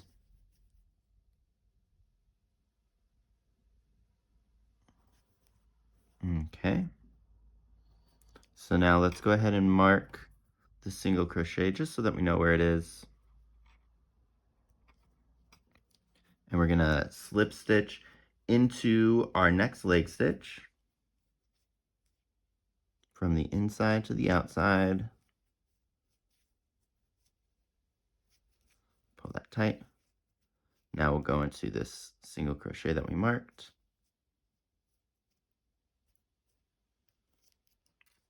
Put a single crochet into there. All right. So single crochet into there. And now we need to do 25 more single crochets. And remember, there's our join. Here's our first single. So 25 of these. 1, 2, 3,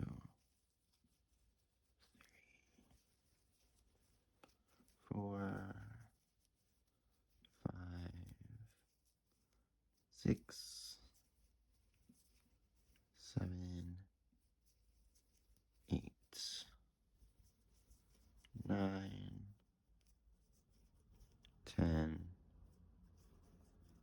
11, 12, 13, 14, 15, 16, 17, 18, 19, 20, 21, 22, 23, 24, and 25. It's going to be in that first single crochet before the chains.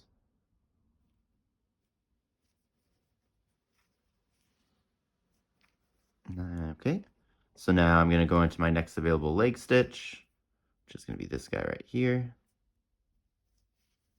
From outside to inside, joining that. Now our next single crochet goes into that first chain. Remember, it's the stitch that's going to be to the left of that vertical bar.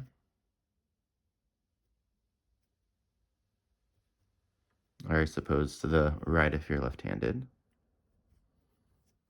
And do my single crochet. Now I'm going to chain 5. 1, 2, 3, 4, and 5. And our next single crochet, chain 5, will be, let's see, going in here. So we worked into there. So 1, 2, 3, 4, and 5. So we're into this single crochet right before the right after the chain. single crochet into there. Now I'm going to work into my next available knee stitch. I'm going to join that in.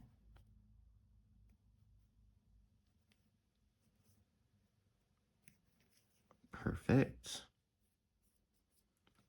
And then end this with another 4 single crochets. So let me show you. So this single crochet looks really crazy, but that's just because our join's right before it, right? So our join is going to really tighten up kind of like where this is. But again, if you need to, just count backwards. 1, 2, 3, 4. Now that's not always going to save you, but we've been pretty careful with each one of these rows that we've been doing. So I'm pretty confident that we can kind of use that backtrack method and we haven't like skipped a stitch or anything like that. So let's go ahead and join these together. All right, and I'm gonna chain that in place real quick before we start our next round, because in our next round is when our wings are gonna come up. So let me go grab those. I know I said grab the feet and the wings, but I only grabbed the feet. I'll be right back. Okay, so let's chat about the wings real quick. Remember, we've got a left wing and a right wing, and we tell them apart because when those slip stitches along the bottom, the two V's are facing us. The tip's on the left, it's the left wing. When those slip stitches are on the bottom and facing us and the tip's on the right, it's the right wing. And our first step in attaching them is actually going to be working along these back stitches of the wing. And just like we did with the leg, we're going to mark the first stitch that we need to work into just to make things easier for us. So grab your left wing, look at those back stitches, and that first stitch is the one that we're going to work into first. There's 8 stitches along the back. If you're having trouble identifying it, just go to where you made your chain to lock everything and count your stitches backwards. So we have 1, 2, 3, 4, 5, 6, 7, and 8. That's going to be that first stitch that we work into. We don't really need to worry about marking the right one because this one's going to be a little bit easier to find that first stitch. So let's put those aside for now and get started with round 54. So we already did our chain. We're going to do 4 single crochets to begin with. 1, 2, 3, and 4. Gonna slip stitch into our next available knee stitch, which is kind of easier to see from the top. It's right here. And then we're single crocheting into that single crochet before the chain. So let me get that pulled out so we can see it right there. You can tell because the vertical right there. So I'm gonna work into there, my single crochet. And then this time we're chaining 4. 1, 2, 3, 4. We're skipping 4. So 1, 2, 3, 4. And that should be the chain right before our single crochet. And it is. So we're going to go underneath both loops of that chain. Let's get in there. Yeah, okay. And do our first single crochet. Now we're going to mark our next stitch just so that we don't lose it.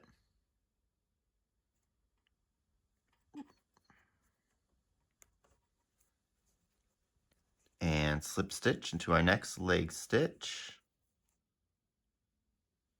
from the inside to the outside. Pull that tight. Then single crochet into that marked stitch.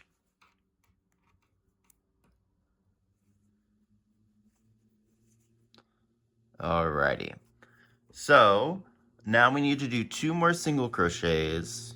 We're gonna wait for that motorcycle, skip over that join, and go into here for 1 single crochet,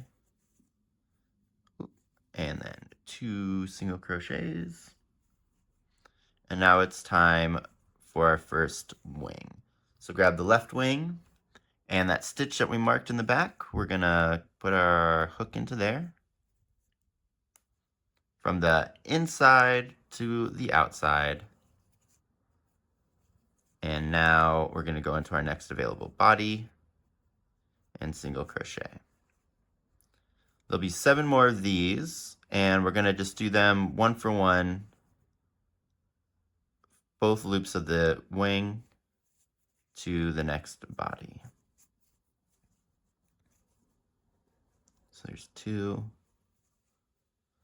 I'm pulling these back just to make sure I'm putting them in the right spot, and you can see how this stitch right here is getting pulled. I know that the next one is the one that I actually want to work into. So there's 3, into there, into here, 4,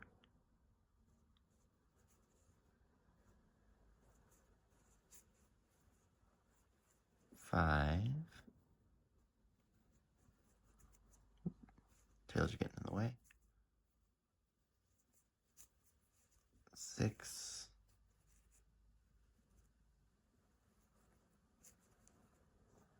7, and 8.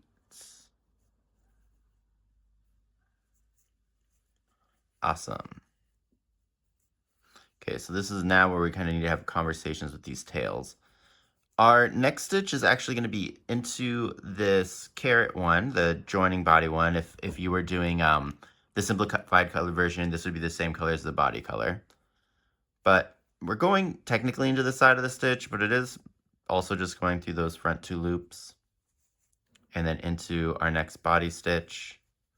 And I just kind of throw these tails over into the inside as we're doing this stitch. We can always reposition them later.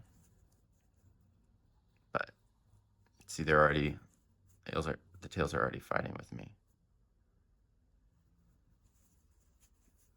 Give them a pull to get that purple out of there. There we go. So finish off that single crochet, and we'll pull those tails pretty firmly just to get them on the inside of this stitch. And that should be good. Okay, so then that's our carrot one in. We're gonna do 4 more single crochets along the body, making sure, yeah, so that's one we just worked. So 1, 2, 3, and yarn, and 4. And now we go into our next wing. So grab your right wing, make sure that it's facing us, perfect. And I'm gonna go into that carrot stitch again. Remember, technically we're going in the side, but realistically we're just going on through both of the loops on that last carrot stitch. Or a body colored stitch if you're doing simplified. And we're gonna go into our next available stitch. Get that tail kind of sandwiched in there and do our single crochet. All right. So then, like the next one, or the last one, we want to go into our next available purple stitch, which is going to be the one that this chain is attached to, that we locked everything in with. So I'm going to go into that stitch underneath the tail, I think. Yeah, there we go. Get those tails out of the way. Go into our next available body stitch and single crochet that in. Give a tug on these tails just to get them on the inside. Make sure that they're out of my way. Perfect. So there's one body. Should be 8 of these.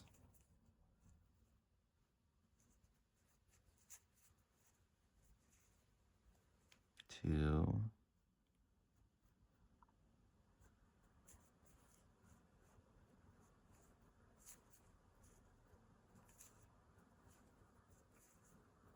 3.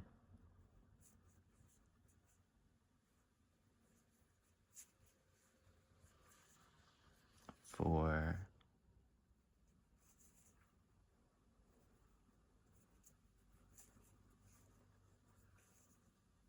5,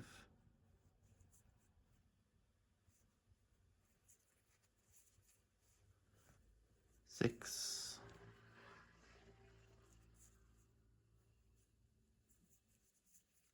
7, and 8. So if we did that right, we should have 3 more single crochets into until we for our next area. Sorry. Okay. So we did that. So 3 single crochets, next body stitch, and it looks like we lined everything up right. So 1, 2, and the third one should be in that first single crochet.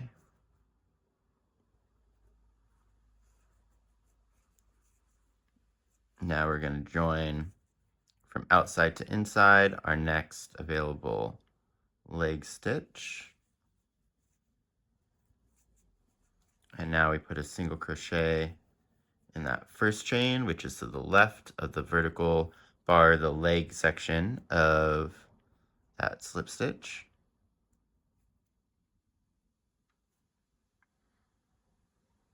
Again, this is one of the reasons why I say that this is like firmly intermediate, right? Because this attachment is got a lot of moving parts and a lot of finicky areas, but if you're a beginner, there isn't too much crazy stuff happening. It's really just being able to identify the stitches, which hopefully I've been giving you some good tips along the way on how we can like see where we're supposed to go and kind of get the anatomy of these guys down. So 4 chains, 1, 2, 3, 4. Gonna skip 4, 1, 2, 3, and 4. And our first stitch should be in that single crochet. And a single crochet into there.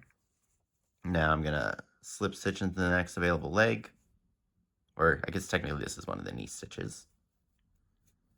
Nice, pull that nice and tight. Then there should be 4 single crochets, 1, 2, 3, and 4 to finish off this round. So 1, 2, 3, and 4. Okay. So you have made it to the last, we're going to join it, to the last round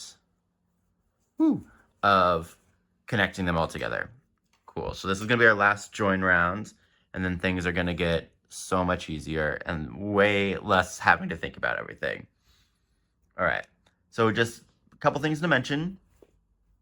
When we're going to be going around to finish off this round, we're going to just be doing single crochets, and we're not going to be doing chains anymore when we're attaching our leg.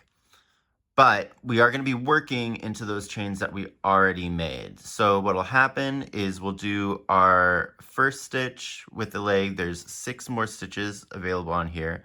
We're going to do our first one into that single crochet. Then we'll do, 4 into the chains that we just made, and then 1 into that next single crochet. So we're going to be working those chains a lot. That's going to be a little difficult to see. Also, the breakdown is if we lined everything up correctly, we should have 2 knee stitches, then our corner stitch, and then 3 stitches on our leg. Then on the other side, it'll be 3 leg stitches, 1 corner stitch, and then our 2 knee stitches. And the wings are pretty easy, self-explanatory. We'll deal with those when we get to them.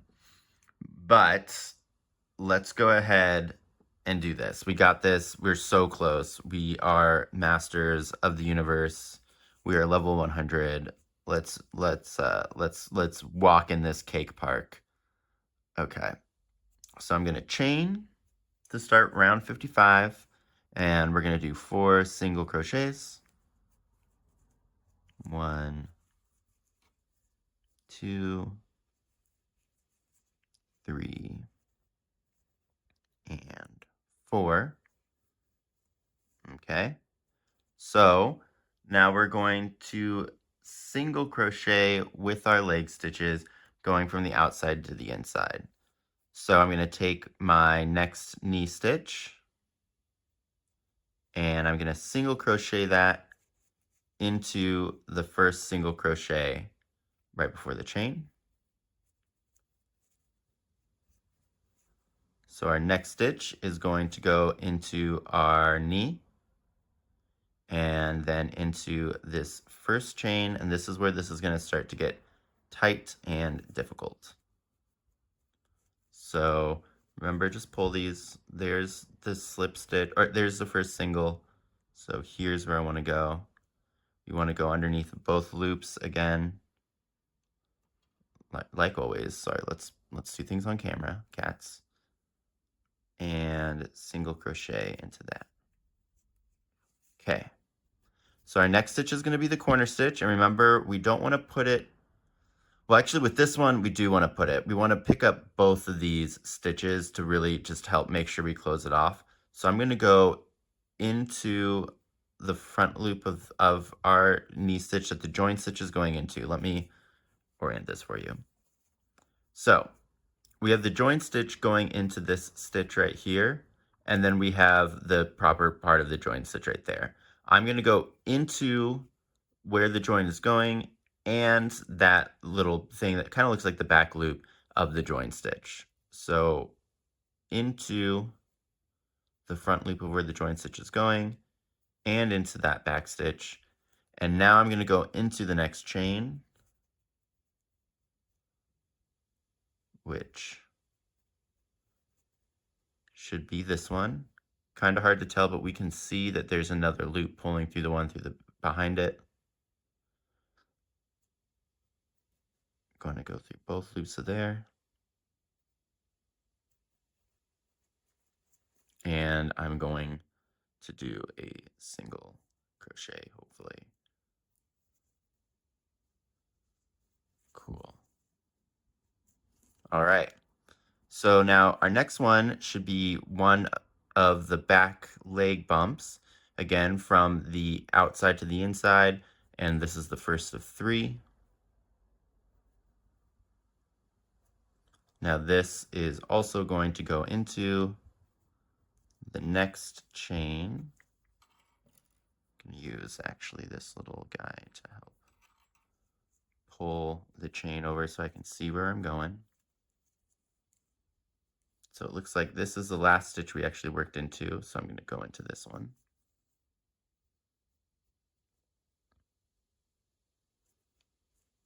Okay. And we'll single crochet into there. Getting harder. Okay, so now we have 2 more of these leg stitches. I'm going to go into my next one and into the next stitch on here, which is going to be the chain, because it's going to be kind of hard to find these. But my single crochet is that one, and then that's the next one on my chain, and I'm going to work into there. Very finicky. If need be, go ahead and just put stitch markers in each stitch as you come to it. There is no shame in that. I just find that with how tight this is going, and because we have a lot of practice working into these chains with the previous rows, it's fairly easy to identify them. And I think that in this case, this is an instance where stitch markers are going to get in the way, and it might be better just to take the time to try to hunt for those stitches. Okay, so now we should have 1 leg stitch left, which if we get real close up here, we can see the unworked one. Do you see it? It's right there. So I'm going to go into there,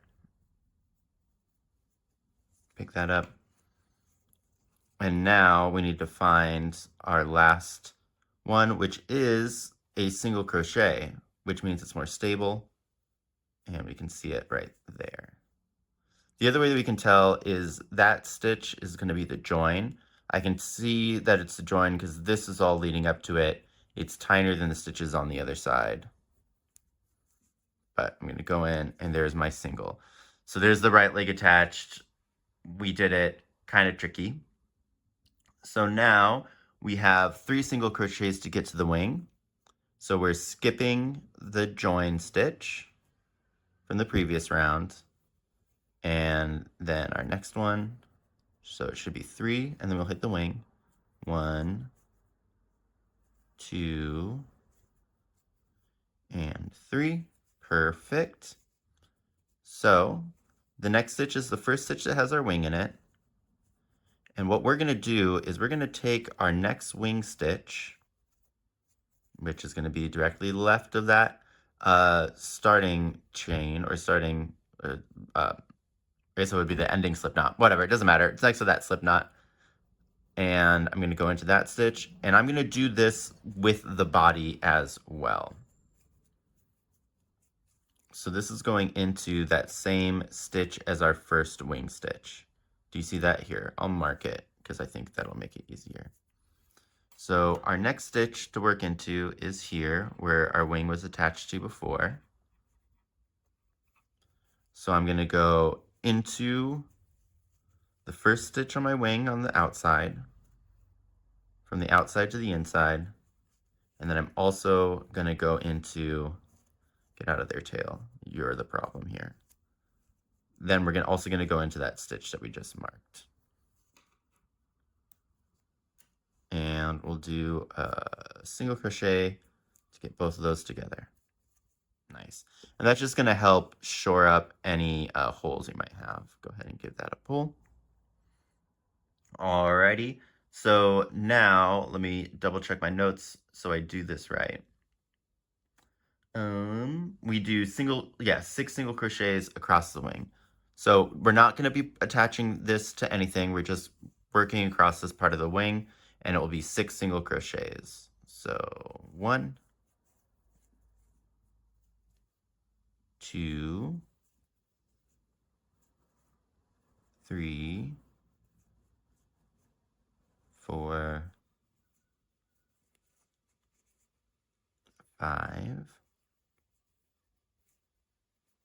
and 6. Okay. So this next stitch is going to be the last part of the purple part of our wings, or the parchment part if you're doing the simplified color version. And I'm going to go into that, and then I'm also going to go into the body. But I'm going to go into the stitch that's next to where we joined the carrot. So it'd be like the last stitch that we did our previous web part, or the purple part, or the parchment part of the wing into.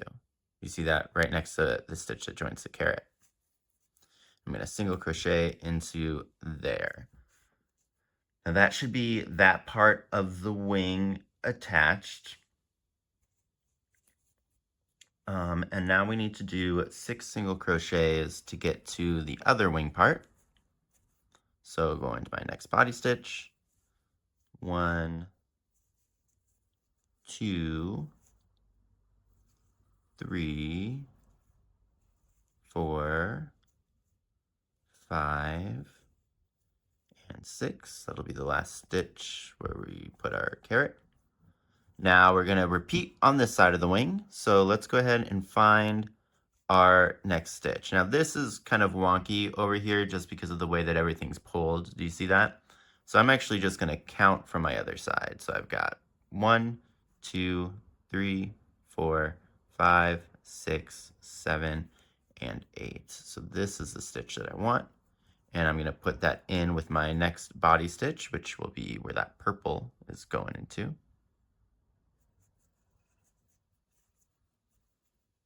And there's 1. Should be 6 more of those. 1, or 6. Now it's 6 across the back. So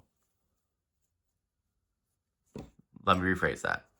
So we did 1 with the body. Now I'm going to do 6 stitches that are just across the back. So 1,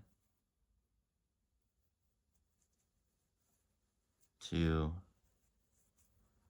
3, 4,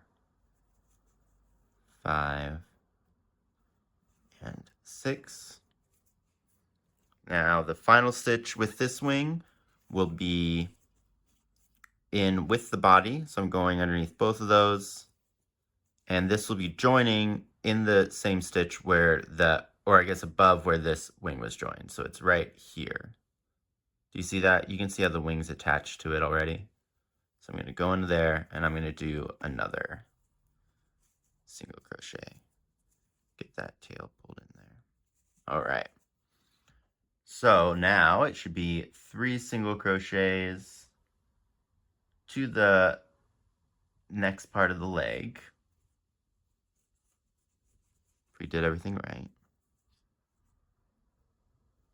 1, 2.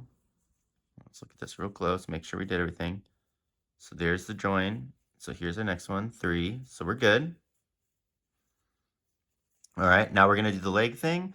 We'll do 3 leg stitches, the corner stitch, which will be slightly different on this one, and then 2 knee stitches. So let's find our next available leg stitch. Looking from the front, it's this one right here. It's a little tighter than the other ones.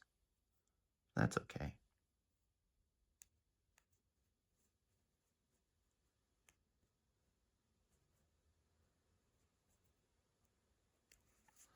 All right. Let's go ahead. I always forget to mark it on this side. We're going to mark this one just because it's going to make it easier. There, right there is our join. So our next stitch is actually going to be this one right here, right next to the join. Okay. So picking up my leg stitch.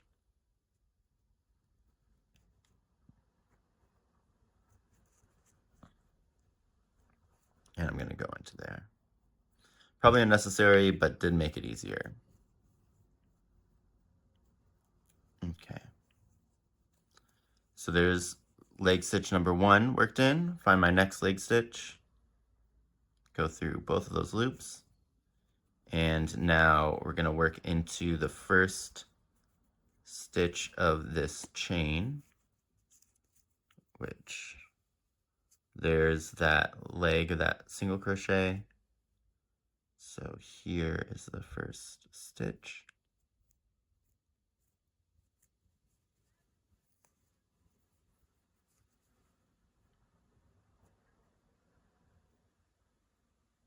There we go. Perfect. Now single crochet into the next available leg stitch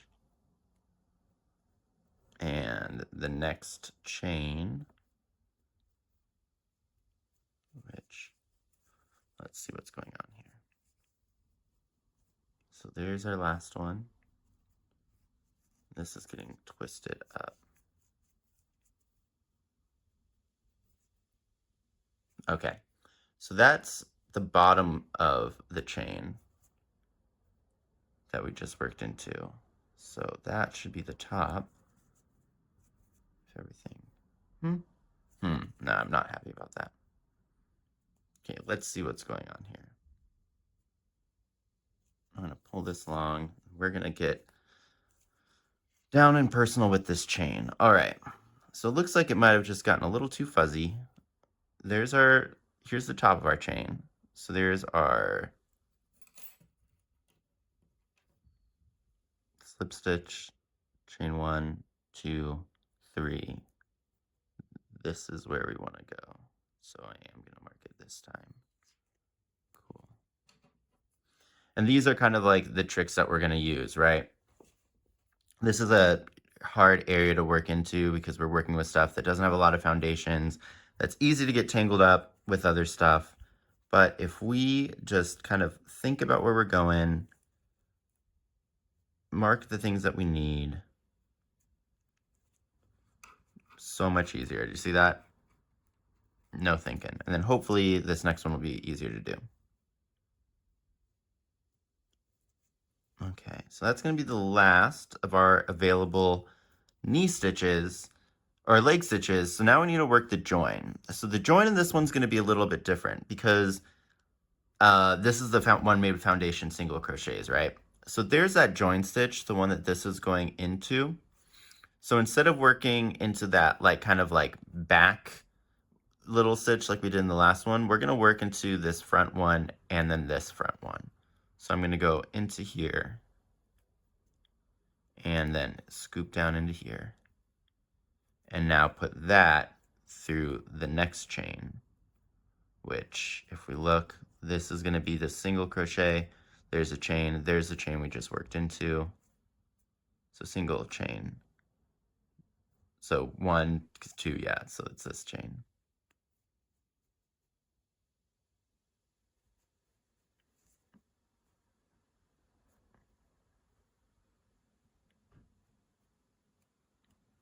Move up. Yeah, there we go. So pull that through, do a single, nice. All right, so now we need to go for our knee stitch. And then this is gonna be going through this last chain right here, which is gonna be a bear. Just look at it from the back. Here's its other loop.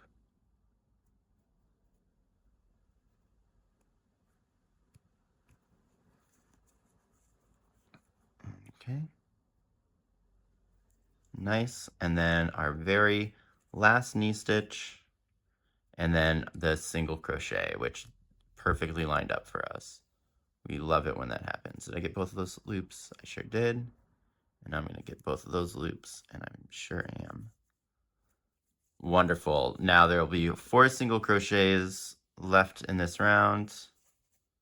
1, 2, 3, and 4. Awesome. So you did it, guys. We joined our legs and our wings together. So let's finish off round 55. Gonna chain 1 just to lock everything in place so we can kind of manipulate this and look at it. So we have got a shell of a monster right now. Looking cute. We have wings, admire, you know, all work and no play. So the way that we attached our legs, just for the future, is we have all of these chains, right? And we're gonna put stuffing behind those, and those chains are gonna help kind of fill out these little haunches. And then for the wings almost have like a pocket into the inside, and that's gonna help it be 3D and stand up and hold its shape a little bit more. So we are going to do one round now, round 56, of 48 back post single crochets, which I'm going to start with you because there is one that we're going to want to mark that's very important for later. But then I'm going to finish 56 off screen, and yeah, we'll tell you more once we get there. So have a stitch marker ready because you're going to need it. And let's go back in. So round 56 is just going to be 48 back post single crochets, like I said. So I've already got my chain in there. So let's go ahead and do our first one. And right now, just focus on doing 15 of these correctly, though. Yarn behind, going in to the first stitch of the, oh my gosh, where am I? Yarn behind, going into the first stitch of the round.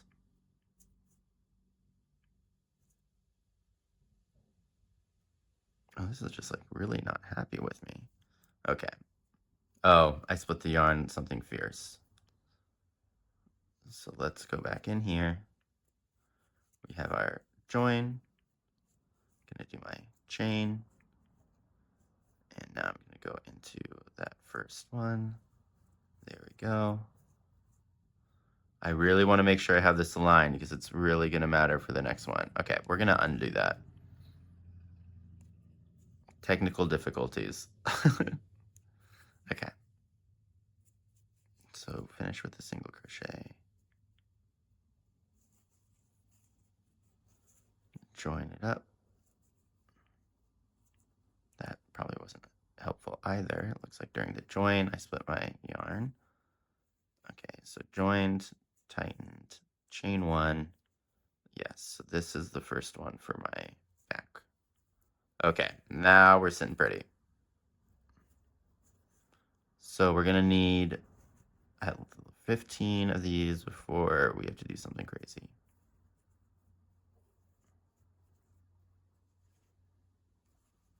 So 1, 2, 3,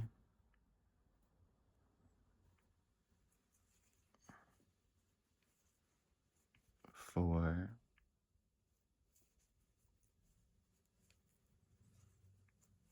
5. Now when we work over our joins, it can be a little bit sticky, but you'll be good. So that was 6.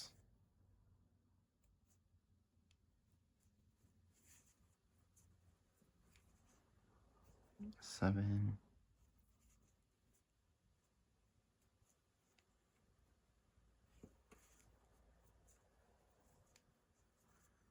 8.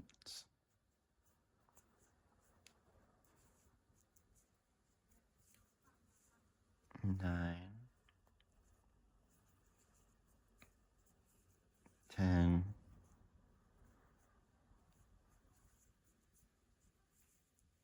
11.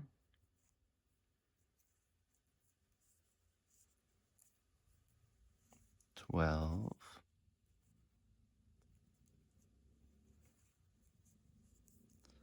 13. 14. And 15. Okay. So I'm going to pull this long real quick. So we're going to want to place a stitch marker. When we do back posts single crochets, it forces that V of that other stitch to the surface. And we're going to work off of this once we make our eyelid.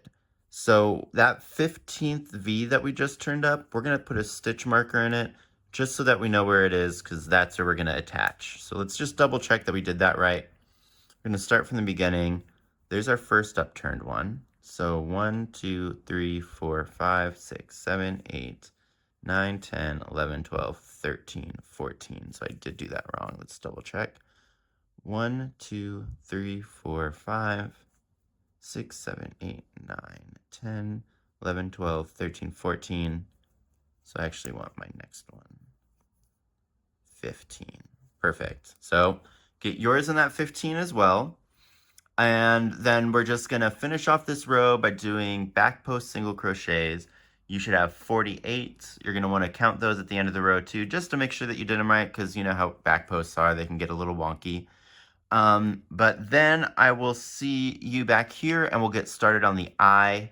I'm going to do a little bit of set change so I have all my eye colors coming up. One other thing I would say is if you're one of the people that is going to be blocking, after you finish doing these back post single crochets, go ahead and give it like a little spritz around. Find something like a ball if you have it, or even just use your hands to kind of give it a zhuzh out while you're steaming it. That's just going to help kind of relax the tension in these legs a bit, get this sitting a little bit nicer where the connection is. But yeah, if you're blocking, then give it a quick little steam. But if you're not, then I'll just see you back here and we'll get ready for the eyes. All right, in a bit. All right, let's get started with the eye. The first few rounds of these are going to be pretty simple, so I'm going to get it started with you and then I'll do them off screen and show you each completed round. But important, so in round 56, we just finished with joining. To begin round 57, which will be the first round of the iris, we're going to take our pale silver and we're going to chain in that pale silver. Now I'm just going to lock in that yellow, pull that pretty tight, and load up on this guy. And this is going to be a super easy round. We're just going to do 48 single crochets, but we want to make sure that we're going into the right loops and that we are encasing this yellow. So I'm just going to encase this yellow in a few stitches, and we're just going to go underneath. And the loops that we want to go into are going to be the loops from round 46. So if we look close here, we can see those front turned loops. We don't want to go into those. We want to go up into these in the back. If you need a little bit more orientation on which loops we're going to be working into, if we can go to where we did our stitch marker right there, and we can see that that's in this line of loops, and I don't want to work in those. I want to work in the next ones. So there's what, like 4 stitches of me working in that white. So I'm just going to go ahead and cut this yellow tail now, because that's all we're going to need of it at the moment. We will need it again when we do the eyelid, but for now, we're just working with this. So go ahead and continue doing single crochets all across this row. There should be 48. And then I will show you the end of mine. End of row 57. Row 58. All right, and the end of round 59. Okay, so I just did that join. I'm gonna just elongate that and put a stitch marker in there just to hold it in place. Because what we're gonna do now is we're gonna do just a tiny bit of stuffing so that it's easiest to get into like these haunches and the knee. So what we're gonna wanna do is you wanna put in a little bit of stuffing right here into each of the knees just to give them a little bit of filling out. But remember that that's gonna be one of our pivoting points. So we don't wanna overfill it. We kind of just wanna do enough to give it a little bit of volume.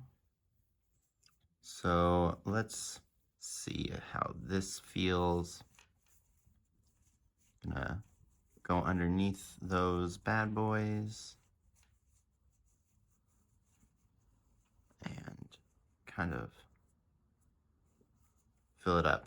I'm going like in between the chains that we made, and then I'm kind of like stuffing it in there and really kind of forming it into that little knee point, because we have some shaping around here, right? So it's going to divot in over here, and then on this side is where it's going to be a little bit more flat. But even right then, we can kind of see between the two of these, this one now has like a little bit more form than the other one does. Very subtle. It's looking so cute. But if I put them up like that, can you see the difference here where we have like a bulge here, whereas this is nothing? That's kind of like what we're looking for. Nothing too crazy, but just a little bit to kind of fill that out. So I'm going to grab another lot, fluff it up, and throw it in the other side.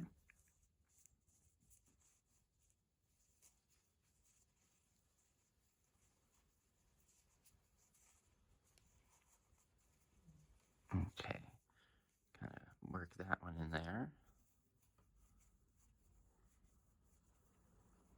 Remember, we're really focusing it all in just in that knee area. There we go. Feels pretty good. What's it look like from the inside? Go. We can be pretty tough with this area because we worked into both of those chain stitches, right? So we're in there pretty solidly. Okay, so that feels good. And those look pretty symmetrical there. So I'm happy with that. Now, next thing that we're going to want to do is start to fill out these haunches. So it's going to be kind of hard to see how much should be in here until we get the whole body. But what we're looking to do is we're looking to just give them like a little bit of shaping out. Like, can you see, like, let me see if I can do this for you. Like this right here, that's all we want. We don't want them to be like massive lumps.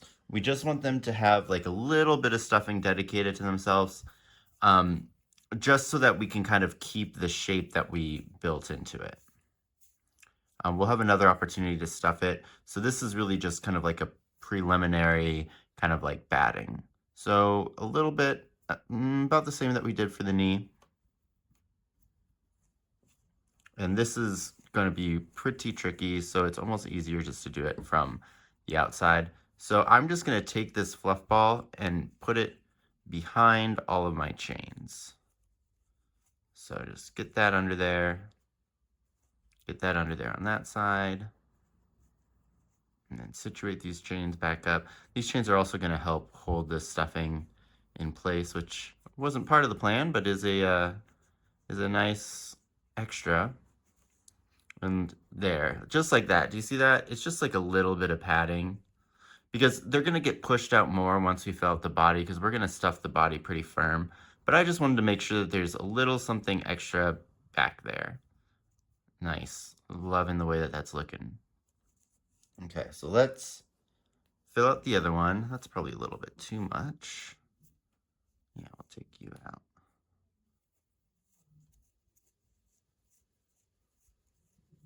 Remember that your stuffing does compact over time, but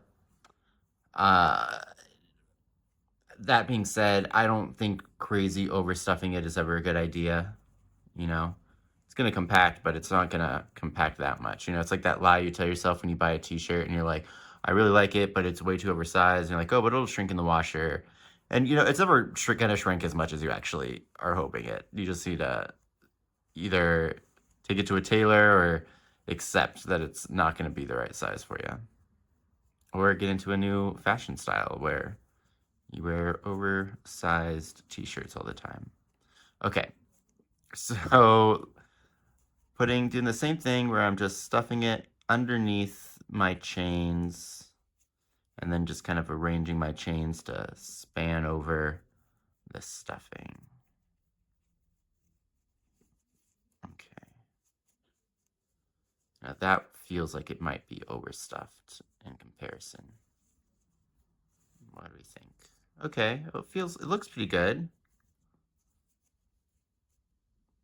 I think from the back side, I think we're actually pretty good. There is a little more in there, but I don't think that it's more than we wanted. All right, let's really manipulate this around, because if we look at this, the way that we've kind of shaped our haunch is we went like up and bringing it out over here, then it kind of curls over and goes up and then goes down. So we're looking for like an angle here and there. So let's just kind of make sure that that's what we're getting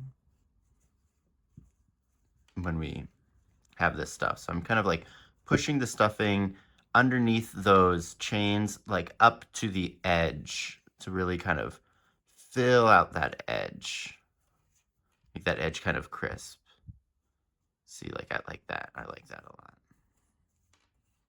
Get that out of there. So cool. I'm working a little bit looser, so I've got more gapping than you probably will have, but making bigger stitches so it's easier for you guys to see. But I think that's good for now, and then we'll readjust it later if we need to. Okay, so now is when we need to have a discussion about the eye color. What we're gonna do is we're gonna work like rounds of slip stitches. We have some like back post slip stitches, just to add in the eyes. Let me grab my demo one real quick. So in here, what we ended up doing is we go with like the light one for a round, then a medium, and then like a darker color. So that's what I've got kind of laid out over there. And then in the, got it. In the simplified color version, we just do a solid color. I think both look nice, but I do really like the depth that you get with the multiple colored eye. I think it just has a little bit more visual interest. And again, we're only doing like about a round, maybe 2 rounds of each color. So perfect for stash busting. That is to say that if you are doing the simplified color version, maybe do the simplified color with the multicolored eye. Just an idea. It does just mean that you're using the exact same amount of colors -1 as the other one, but you know, how simplified is it? So we're going to get started with the lilac color. This is like Scheepjes, which is Dutch or Danish. So I don't actually know how to pronounce the name of it. I think it's like Heerlen. I don't know. Dutch is hard, dude.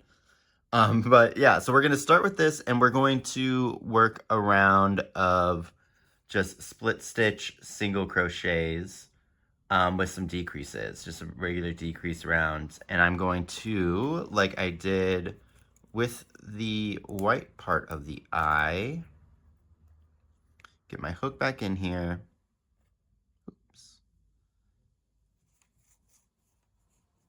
And for round 60, we're gonna chain in our lilac or our Heerlen or the blue, the sapphire, if you're doing the simplified color version, one colored eye. Also, if you're doing the simplified color version, none of these are their split versions. It would just be a regular single crochet, regular decreases. When we get to the next round, they'll just be regular back post crochets. So just ignore the split aspect unless you're doing the multicolored eyes. All right, so this is going to be round of split stitch decreases. How many times do I need to say that? Where we're going to have the tops of them be in this lilac color and the bottom of the stitches are going to be in our white. So to get going, we're going to do, so I got my chain, we're going to do 2 single crochets,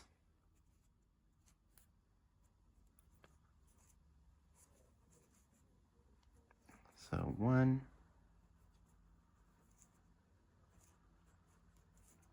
and 2, oops,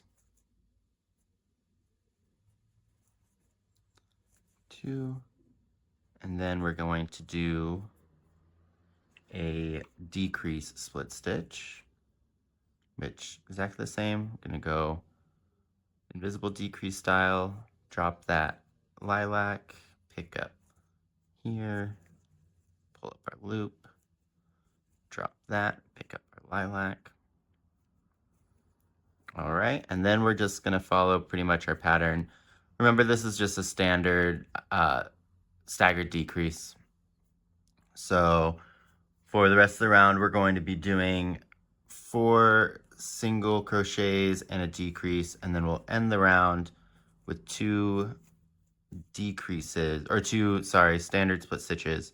So to save you from watching me do split stitches, and because I know you guys know how to do it or watch the video, I will just meet you at the end of this round, and then we'll talk about the next one. So enjoy your split stitch journey. Remember to untangle your yarn periodically. All right, late. Okay, so there's the end of my round 60. Woo woo. Oh, let's go ahead and cut our white one, or pale silver, because we're not going to need that one anymore. So slowly, ooh, hopefully we don't get any knots. Yeah, okay, cool. So let's straighten this out. So our next round, round 61, is going to be some more split stitches. However, these ones are going to be done in the back post. So what I'm going to do is I'm going to grab my next color, which is another one of those Dutch ones. I think if I was going to pronounce it, it's like Amstelven. There we go. But yeah, it's like this like medium purple color. And we're gonna do our slip stitch to begin round 61 in this Amstelven. Maybe make that tail a little bit longer, just because it's easier. And we're gonna pull tight. So in this round, we're gonna make the bottoms of our split stitch back post single crochets in the lilac and the tops in this deeper purple.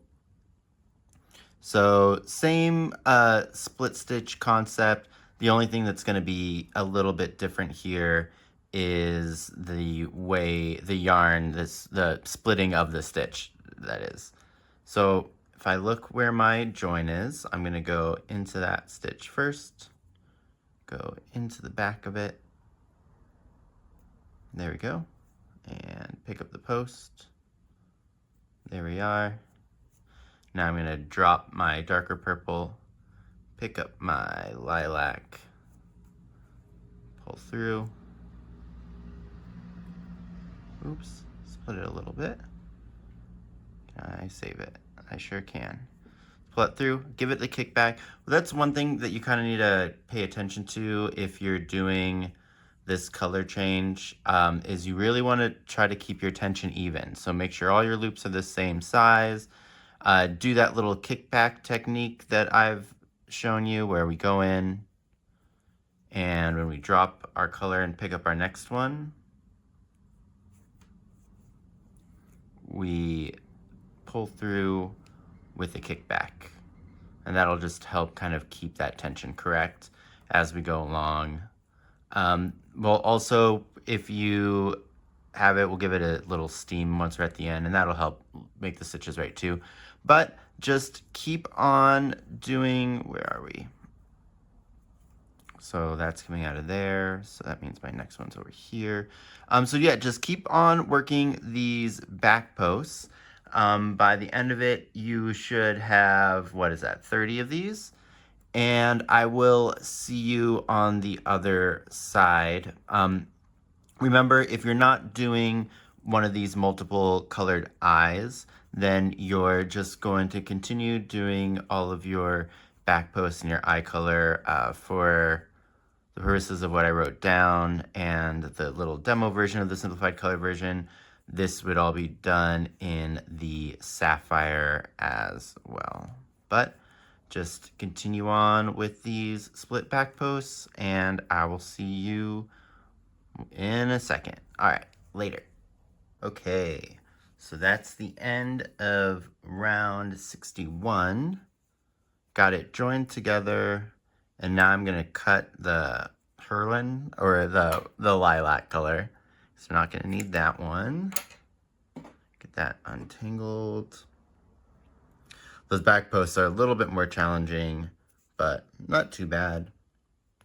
All right, so now we're going to work another row of doing decreases, but this time we're going to be using our other purple, which is our Amethyst. If you're following with the pattern, if you're doing the simplified color version, you're still just sticking with the same color.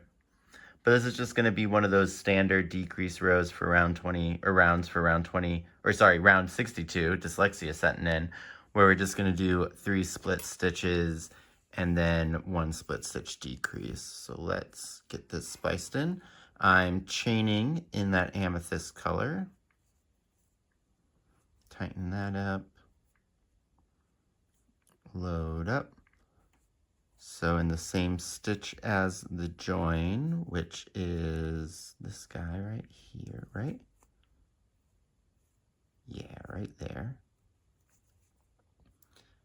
I'm going to drop this, pick up the Amstelven, or the other purple, and do my first split stitch single. Cool. So drop that. Pick this up, do a single crochet, and then in my next one,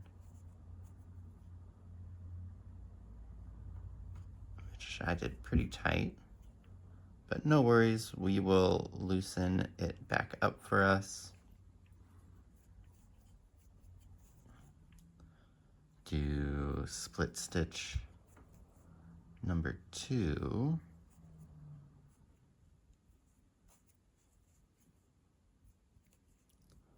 Then split stitch number 3.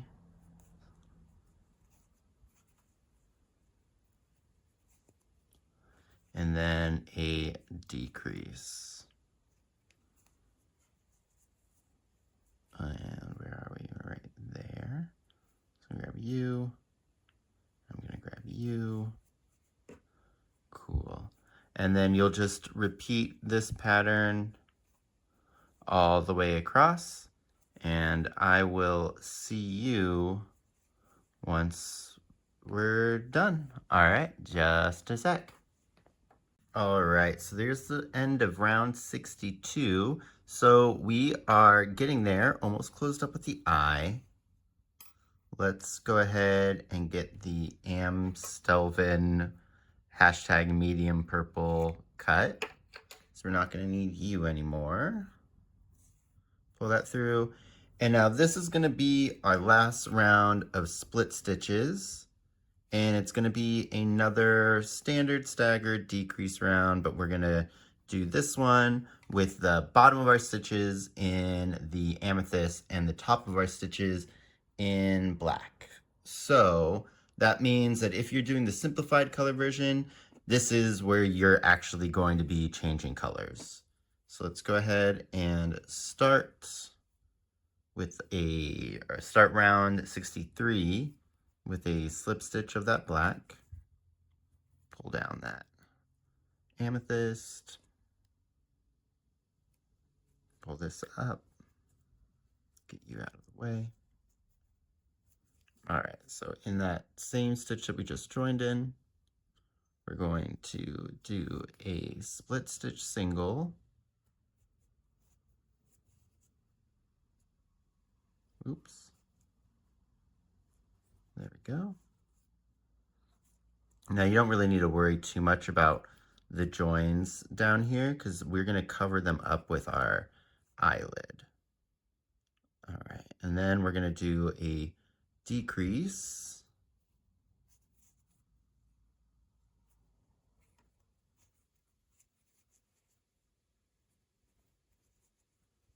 Switch back to the black.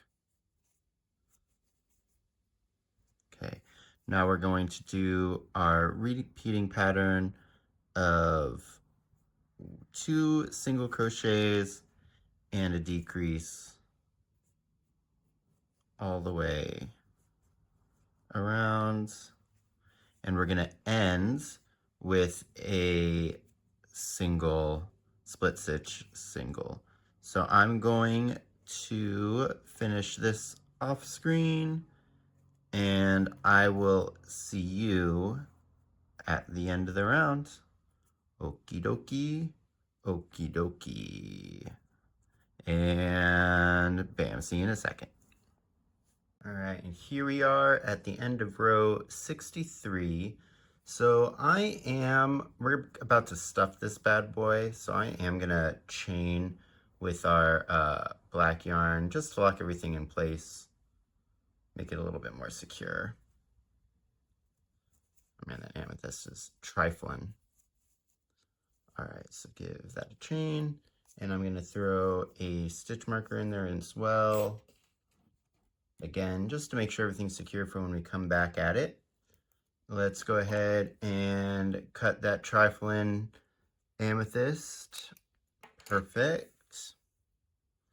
All right, so like I said, next step is going to be to untake this. Amethyst is trying me so hard. Okay, we're gonna wait.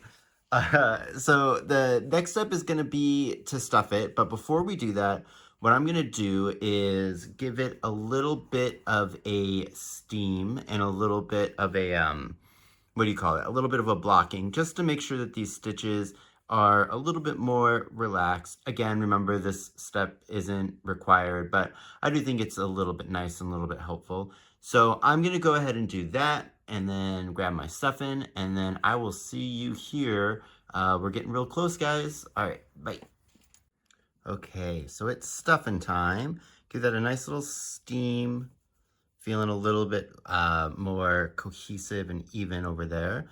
So let's get stuffing. Now, our goal with stuffing is we want to make this firm, but we don't want it to bulge because we still need to put the eyelid on top of it. And if we make it bulge, then the eyelid's not going to fit correctly. So let me show you what I mean. And I'm going to start off by kind of fluffing this out and just lying some in the back. Now, when we go into the back, we're not going to really put any in that tail because we want that to be as mobile as possible. So I'm just shoving some in here. I always like to stuff when I'm fairly close to closing off a circle, just because I think it gives us a little bit more like space and wiggle room. Okay, so that feels good back there. Now I'm also going to do another kind of flat run for the wings. So I'm going to take a thing of stuffing, I'm going to put it in here, but I'm going to put a little bit of it up into our wing to give it some structure. Now, we're not going to fill the wing firm. We just really want a little bit in that base. So do you see how I'm like kind of like filling that out a little bit? That's all we want. We want enough that like it should be able to kind of hold up on its own and not like flopped. See how like that one flops down, but this one is holding itself? That's what we're kind of doing. So I'm going to stuff some in there. Don't really want to go past this little webbing thing, but then the rest of that I'm going to kind of maneuver to be top part of the body, so it's a little bit more incorporated in, so it gives it just like a little bit more structure, right? Because if we think about it, there's like some in the wing and then there's some splaying out along the body, which will help kind of keep its shape. So let's go ahead and do that to the other one. Try to keep it as symmetrical as possible. Okay. That might be a little too much there. So we're going to go in and shove this up into the wing.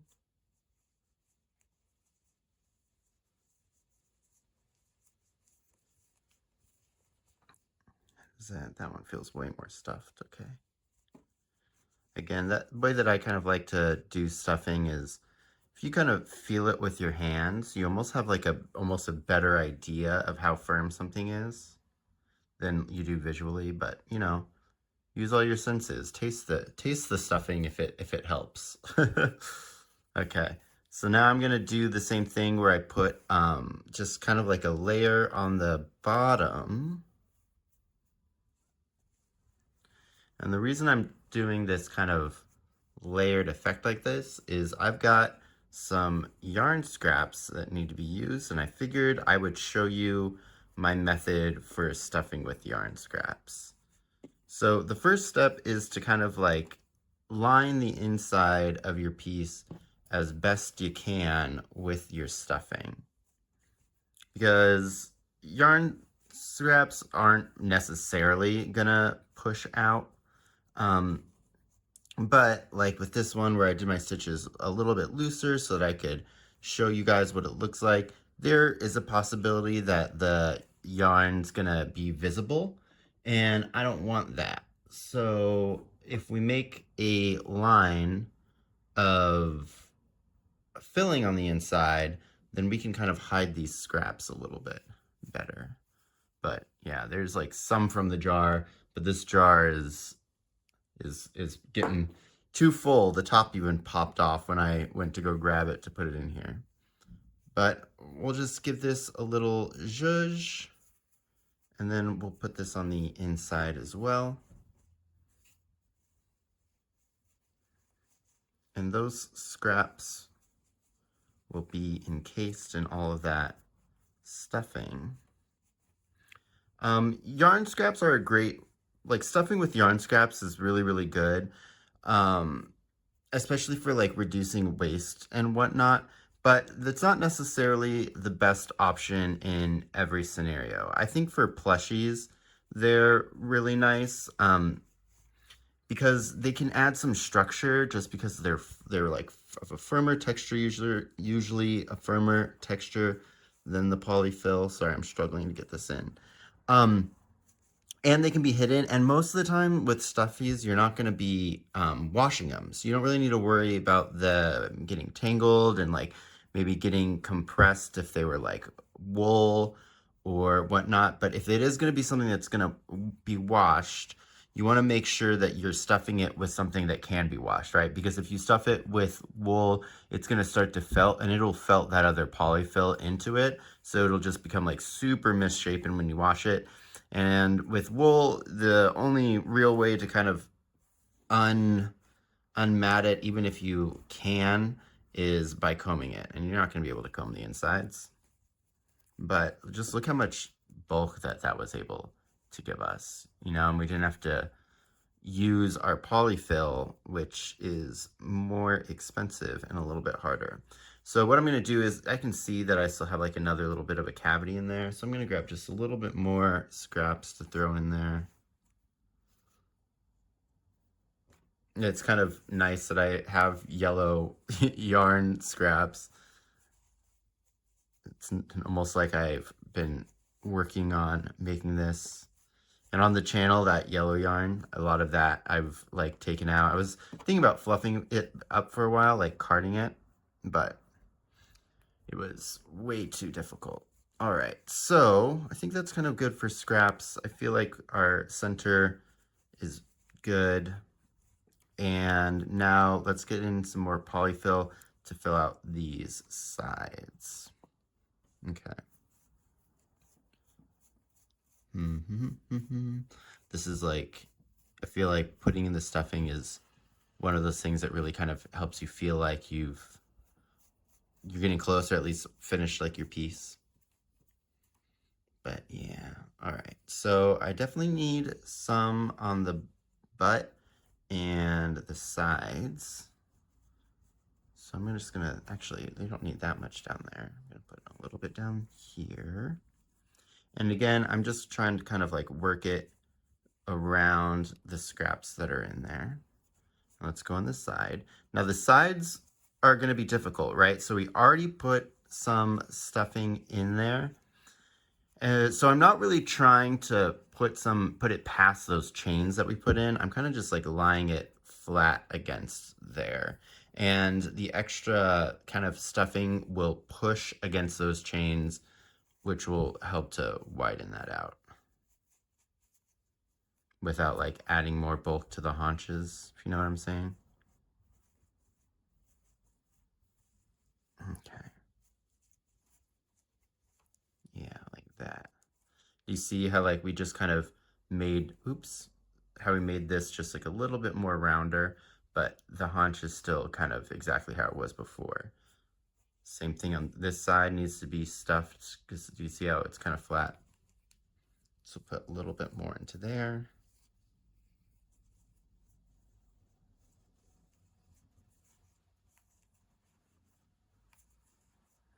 Really placing it where we want it, right? We're strategically placing our stuffing. I'm not just throwing it in there all willy-nilly. I'm looking at what needs to be done and then putting it in from there. So this kind of, I don't know what you'd call that, top of a trapezoid shape, is totally normal, so don't worry about that. That'll slighten itself out a little bit when we fill in this front. I'm gonna go a little bit more.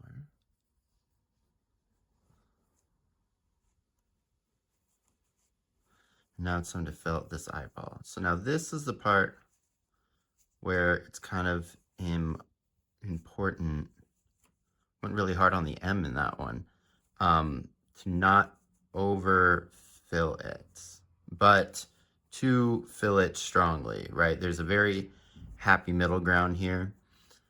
How would I think about it? Usually when you're, if you did the Pokeball, you know, in the Pokeball, we were filling it really, really full to the point where it started to like bulge just a little bit misshapen. And that's because we wanted something that was really strongly a sphere and was going to hold being a sphere when it got compacted, right? So here what we want to do is we want to fill to the point where the shape is filled out. Maybe not firm isn't going to be the right word. We don't want to see any excess bulging. We want it to be right before it gets to that step, not past that kind of like stage. Like your stitches shouldn't be stretching at all, your stitches should be the guide. A little bit more. And remember, we're going to take another moment to kind of stuff it as we close it. So we don't need to be too worried about what our final product's gonna be. But yeah, so like this feels pretty good. Yeah, so I can feel that my stitches aren't necessarily stretched, but they are at like the shape that they're supposed to be.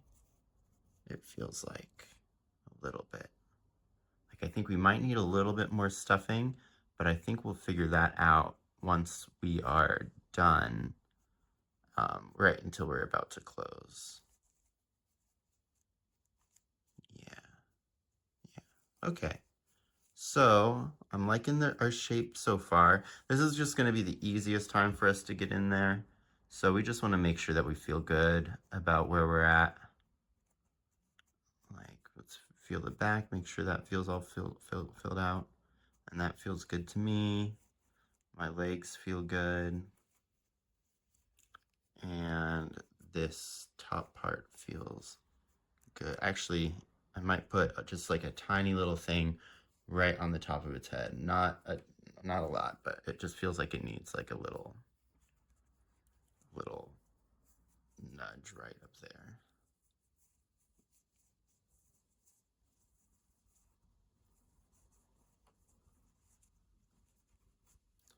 Yeah, okay, that feels good.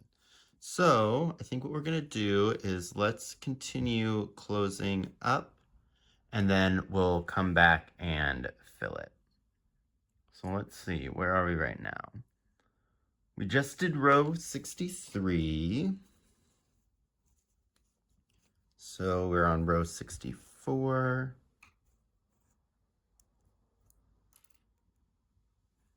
And row 64 is gonna just be a pretty simple and easy single crochet, decrease, repeat. But, you know, we're using dark yarn. And I find that it's easiest to hold this down on a table while you're working this part, just because you don't want to have to, it's less things that you kind of need to hold on to control your tension with. So we got a single crochet, and then we have a decrease. Where is it? There we go. So 1, 2. I know that you probably, I guess you might be able to see these on camera. It's the dark colored yarn. You know, this is another thing that kind of makes for intermediate level. Yeah, I'm gonna have to pull this closer up to me to see. But this is like one of the other things that makes it a bit of an intermediate level. Whenever you use really dark color yarn, even with really good lighting, it can be hard to see where your stitches are supposed to be. Oh my gosh, apparently I'm struggling real hard at the moment.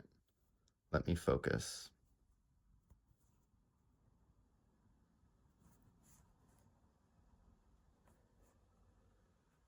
There we go.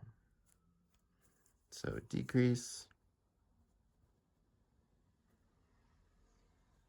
single crochet.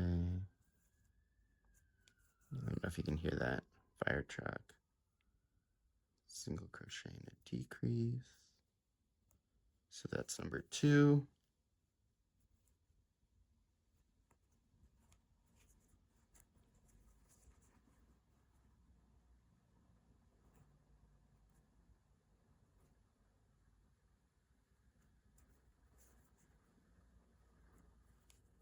Single crochet.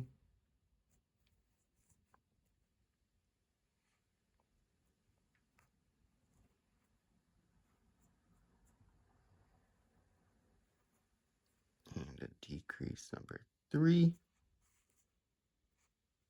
Sorry, I'm not talking, I'm like really focused. So it might be hard to see these on camera, but even in the room I'm in, to get like the lighting as good as possible, it's like a little bit darker in here, so I'm having trouble even seeing them in person. But single crochet and a decrease. And I forgot where I was on the count, but I think this is 4th repeat.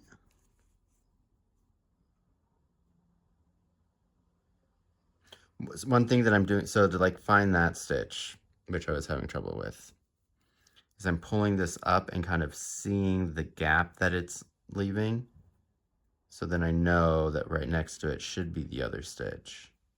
I can also feel like the middle part where like the stitches connect to each other. So I believe this is a single crochet and a decrease, right?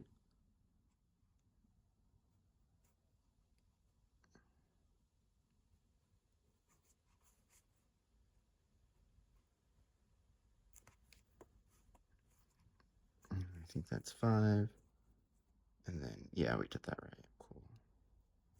So single crochet and a decrease for 6. Alrighty. Now we can join round 64.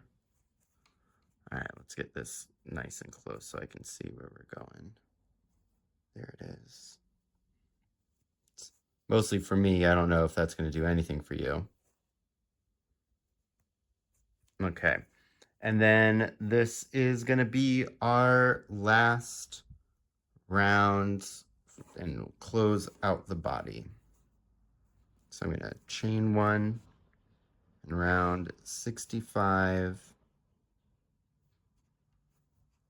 is just going to be a round of decreases. I'm going to mark our first stitch on this round just because with decreases things can get a little bit hairy like how they already are. That's only part of that stitch. All right. Let's back out. So I've got the top one. And then there's the next one right there. There we go.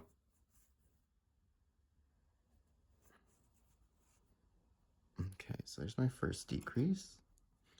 Because these are front facing, we just want to make sure that we're going through the entirety of the stitches as we do these, just so that it can look as nice as possible.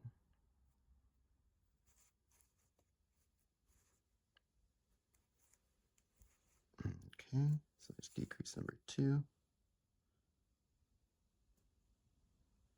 Really using my sense of touch here.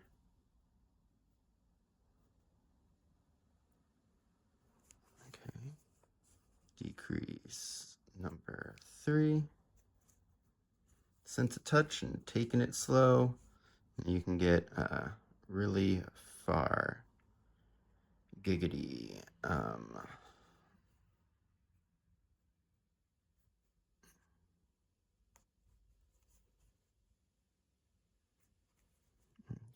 decrease single, that's 4, I believe.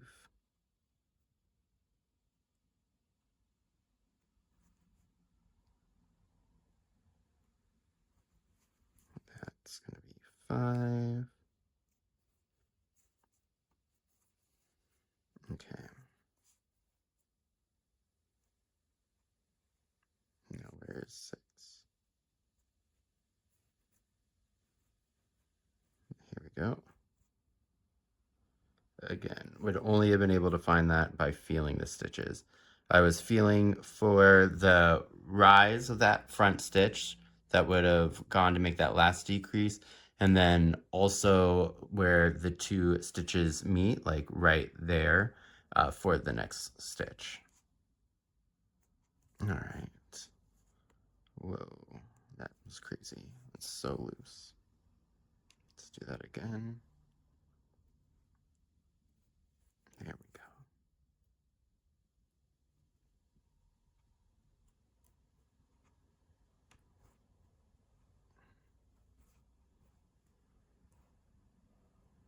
Looks like I dropped part, or I split some of that yarn. Okay, gonna make it.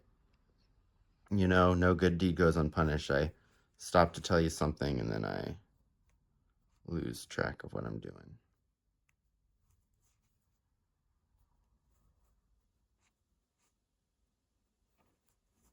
There we go. Okay, and then I can join this to my first stitch.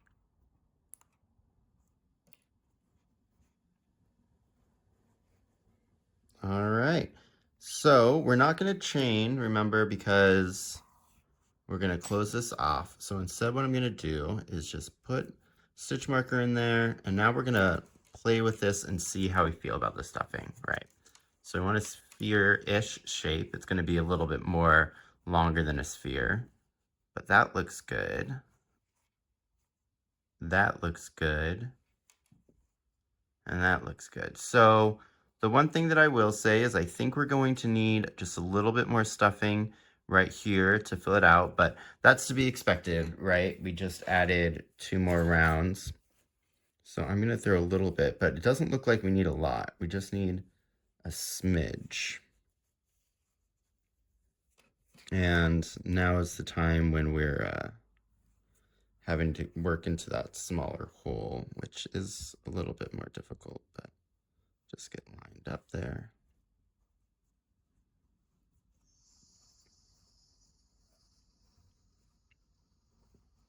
And that card needed some grease. And I'm just rotating it around to make sure that I'm spreading the stuff in love.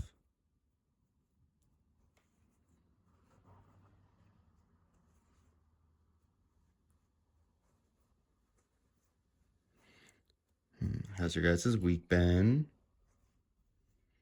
Mine's been pretty chill. Filming these videos over the course of a couple of days. Working my day job, which was pretty easy this week.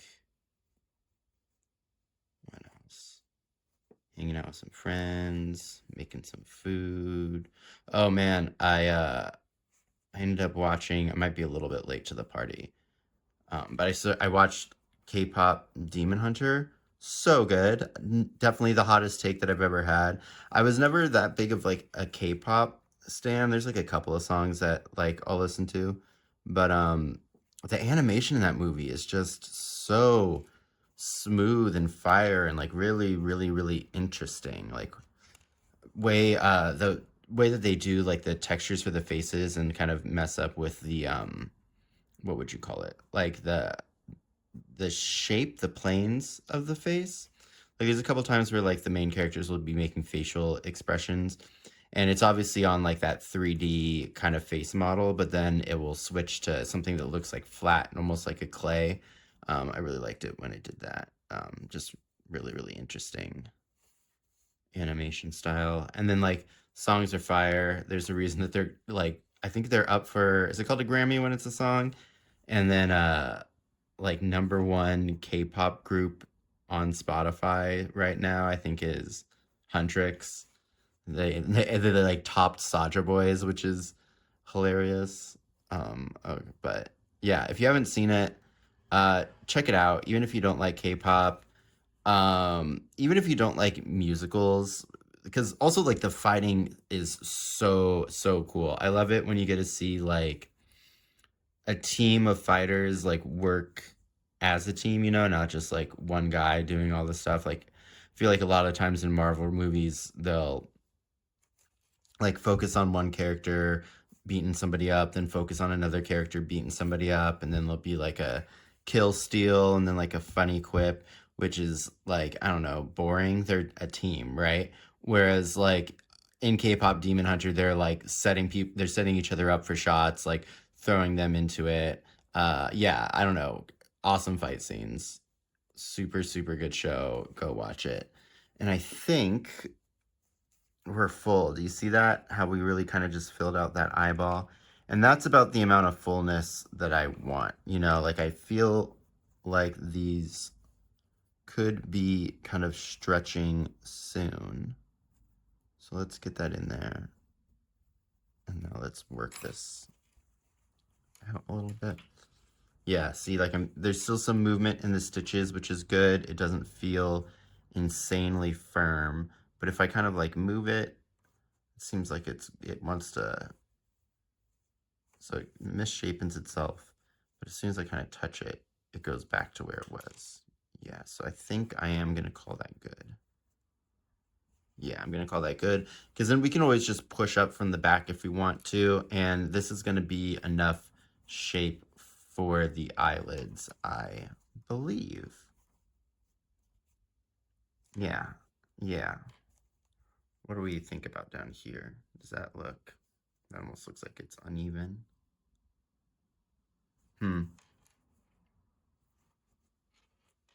Okay, yeah. I think this side is, yeah, so this side is a little less full than the other side. Let's maybe pat this down. See if maybe we need to just redistribute or if we need to fill more. Redistribution still looks a little bit lower on this side. Yeah, yep, definitely. Cool, so it looks like we need to put just a tiny bit more on this side closest to us.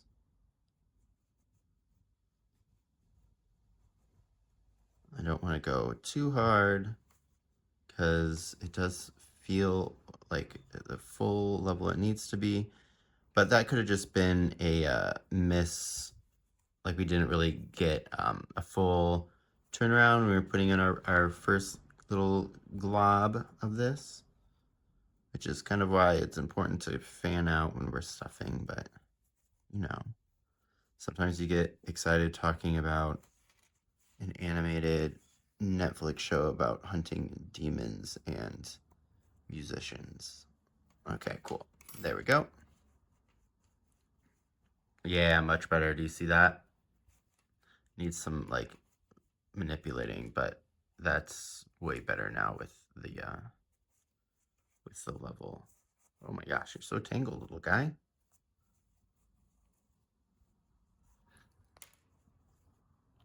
Yeah, all right, cool. So now we're just gonna close it off. So we are going to close it off the way that we did.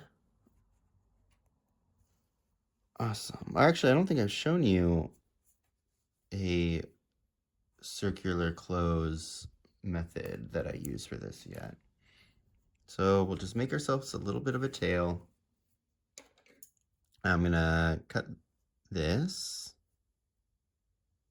Remember, we don't want to chain before we do our closure because that's just add an extra bulk that we don't need. And this is going to be hard to show you on camera, I just realized. What video? I did a video recently. I'll find it and make a little note of it. But on how to do this closure, it's kind of just like a modern, do you know what it is? It's the way that we close the knee.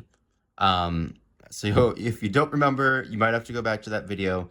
But essentially what I'm going to be doing is I'm going into the stitch where the join was. I'm going to go down through the middle of it, essentially like picking up the back loop and then coming up through the next stitch, up through the middle. So there'll be two, like into one, up through other, in through one, up through the other, in through one, up through the other. So we make 3 actual stitches, and then I'm going to pull that tight.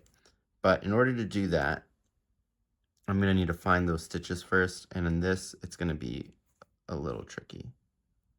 So there's my join. I'm going to go in to the back of that stitch and come up and pick up my next stitch. There we go. Now I'm going to go down into the next one. Oops, down into the next one.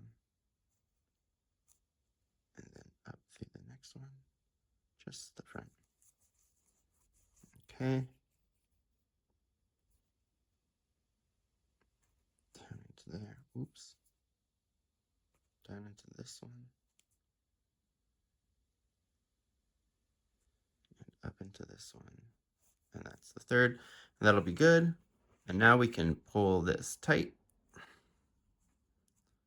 Perfect. And we can go ahead and bury it. Try to find somewhere in the middle, but you can't see the middle, I can't see the middle, so I'm just gonna guess.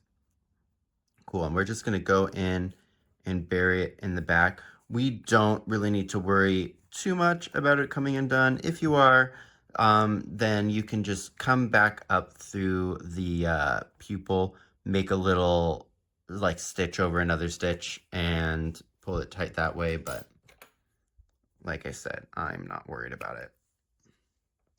Unless, you know, you're giving this to a kid, but even then, the kid's gonna have to play with it real hard in order for it to come out like that.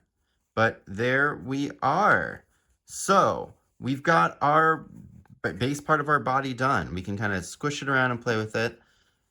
So now it's time to get set up to do the eyelid. So I'm gonna go and get all my stuff for that, which is just gonna be the hook and my yellow, but I will see you in a minute. Okay, so here we go for the penultimate round, round 66. So in this round, we're going to be forming the eyelid. Couple things of note, we're going to be using some reverse single crochets, and we're going to be doing a short row, the bump short row method. I'll put a card up there if you need it, to create the eyelids. We're going to start by going into the stitch that we marked when we were doing those back post single crochets. But if that stitch marker fell out, no worries. You can find it pretty easy if we locate where our joining row is. Do you see that right there?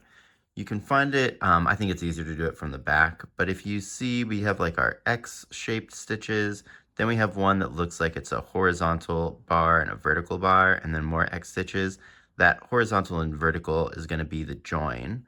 So if we follow the join all the way up to the top, say hi to Wiki Feet on the way, and then we get up here, then we can see that, okay, so here's our join. There's a full stitch over here, and it's a little guy, but there's a full stitch right there too. So that's going to be 1. So if I go 1, 2, 3, 4, 5, 6, 7, 8, 9, 10, 11, 12, 13, 14, and 15, that's where we're going to want to start. So go ahead and throw your hook in that stitch. Keep your stitch markers on hand. You're going to need maybe about 3. All right, and then we'll pull up a loop of our mustard yarn. If you're doing the simplified color version, it would be whatever you're using for the body color, which should be the Fig, if you're doing what's listed in the tutorial. And I'm gonna chain 1 after pulling up that loop just to get in there. And our first order of business, row A for round 66 is going to be 13 single crochets. So starting in that same stitch, and I'm going to encase the tail just in the first couple of stitches just to make sure it's in there. So there's 1, there's 2, and 3. I'm going underneath both loops of those upturned stitches. I'll show you the next one up close. So here's my next stitch. I'm going underneath both loops of it. This round can be a little tricky because, you know, you got pretty much a full 3D object, which is why I'm kind of using the table for support. We want to keep our tension the same as we have in the rest of our piece. There's kind of like a tendency when we're holding, like awkwardly holding the object to stitch tighter. Also, you might think, oh, because this eyelid's going to be falling on top of the eye, we want to make sure that we're doing these stitches tight. But the actual last round is going to really shore up these eyelids, making them tight to the body. So no worries about that. But that being said, I'm going to do most of this on the table and only pull it up close to the camera when I think it's necessary, because you should know how to do all the stitches that we're doing right now. And I lost my count because goldfish brain. 1, 2, 3, 4, 5, 6, 7, 8, 9, 10, 11, 12, 13. But I'm a master, okay? Y'all saw that? So now for round B, we're gonna a row B of round 66. We're going to turn. Normally I would turn against my work, which would be that way, counterclockwise, because I'm right-handed. But I'm going to turn with my work this time because it's going to reduce the bulk on the edges of our short rows. So I'm going to turn him clockwise, reorient my yarn. Now I'm going to do a chain, and I'm going to mark that chain because we're going to be working into it later, and these are very finicky. Okay.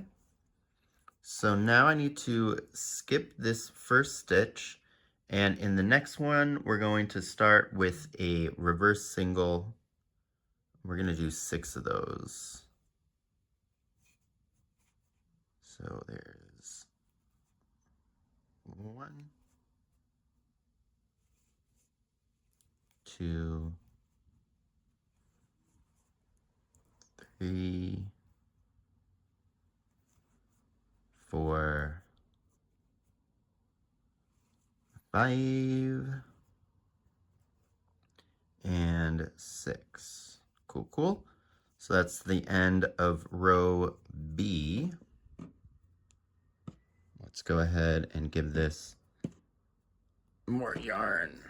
There we go. And another turn. And row C is going to start with the chain. We'll go ahead and mark that bad boy.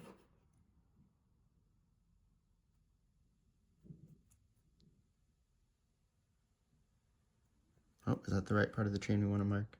Oh no, see that V is actually right here. So let's mark it so we're going underneath both of those stitches. Yeah, that looks right. Okay. Whoa. And we're going to skip that first single crochet.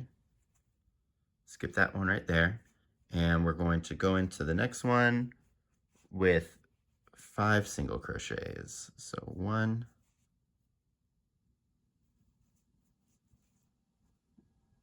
1,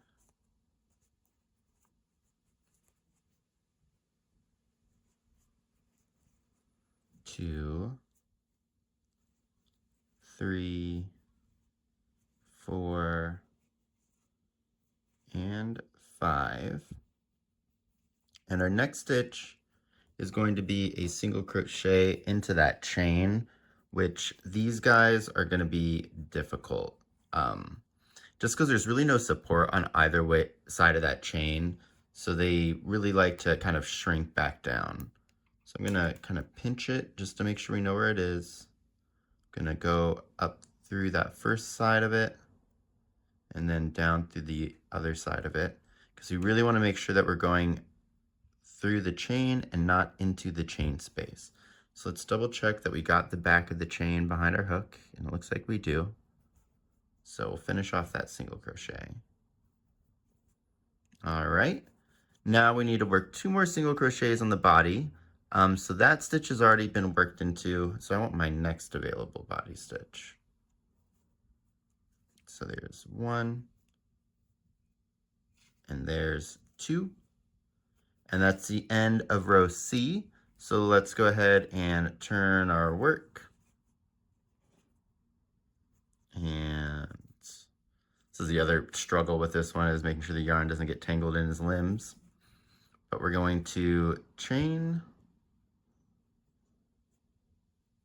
And these 2 loops, I believe, are the front of that chain, or the 2 bumps of it, rather. All right, and then for row D, we're going to skip that first one again and go into our second with a reverse single crochet, and this time we need to do 7 across. So there's 1, 2, 3, 4,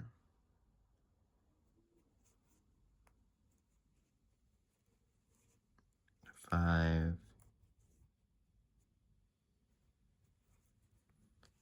6, and 7, making sure we're going through the single. And now we need to do a reverse single crochet in this chain. So we're going to do the same kind of technique where we're going to pinch it and then go directly into it. Remember, like I said, these chains are going to be finicky and hard, so just go slow and take your time.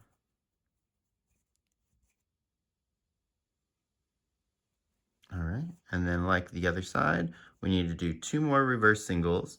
I can see this stitch has already been worked into, so I need those 2 right there. So 1 and 2, and that's the end of D.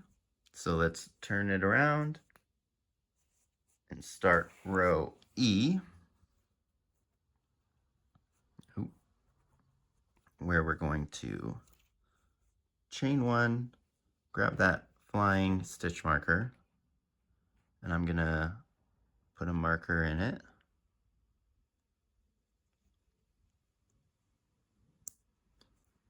And we'll skip our first stitch and do a single crochet into our next one. This time will be 9 of them before we hit the chain. 1,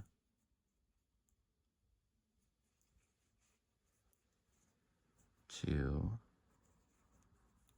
3, 4, 5, 6, 7,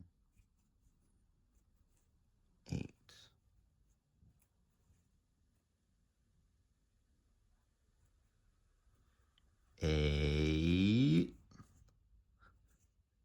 There we go. And 9. Again, this stitch is going to be hard because there's that chain right before it, which is going to want to pull it tight. Okay, so there's 9. Now, next one in the chain, I can already tell that this chain is going to be kind of a bear, but I'm not going to be able to get my hook in there with the stitch marker. So I'm just going to pinch right beneath where the stitch marker is and try to wiggle my way. That didn't work at all, but try to wiggle my way in. So instead I'm just going to go do that top one that I've identified, the front stitch, I guess, and then the back stitch, which is not as cooperative. So let's bring this up here, see if we can find it. So there's both loops of that one, like before. So there's that other one. It's like hidden down here.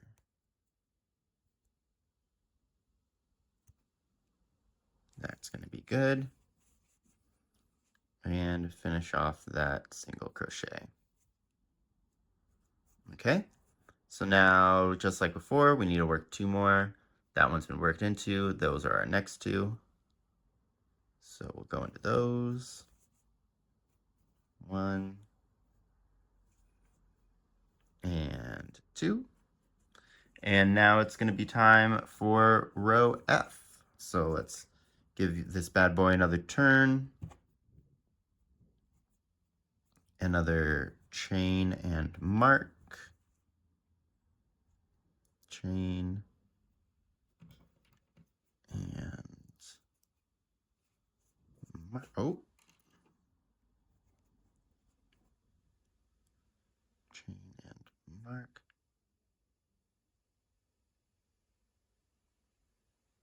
There we go. Oh, that barely went under that back one. So this looks like it's actually the back bump, but I want to go through those 2, so I'm still gonna mark these front 2 right here.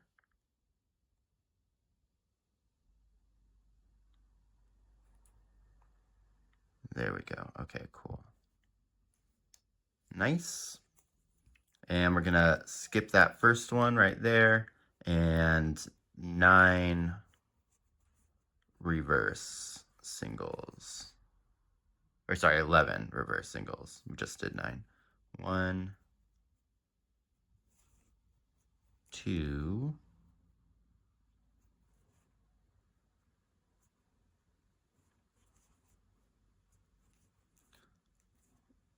3,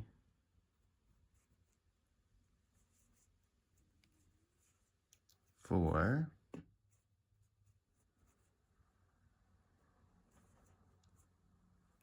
5,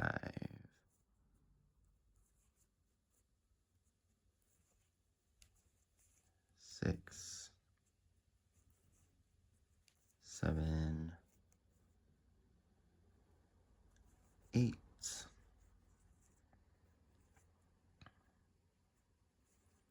9,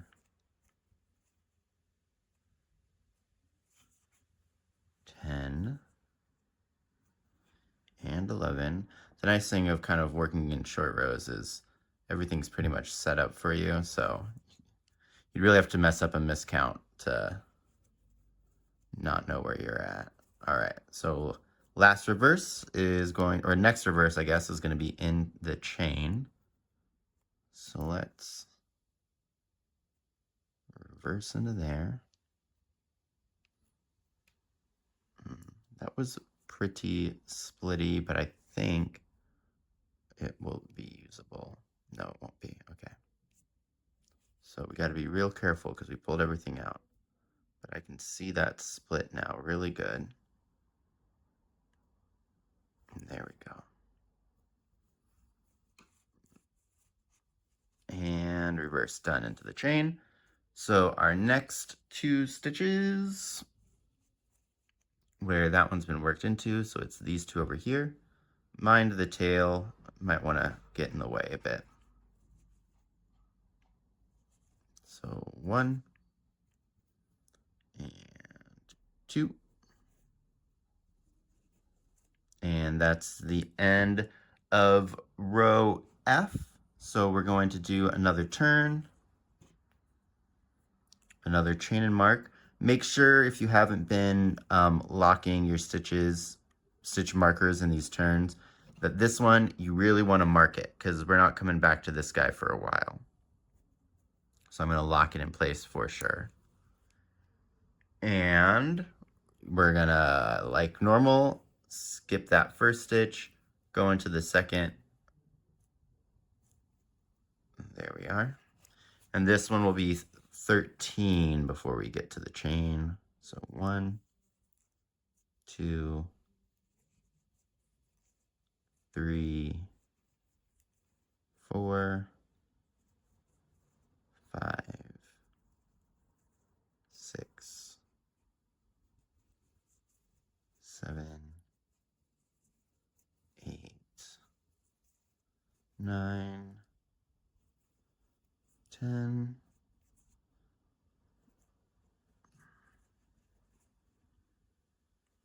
11, 12, and 13. All right, so now chain time. Let's see how nice this chain is going to be to us.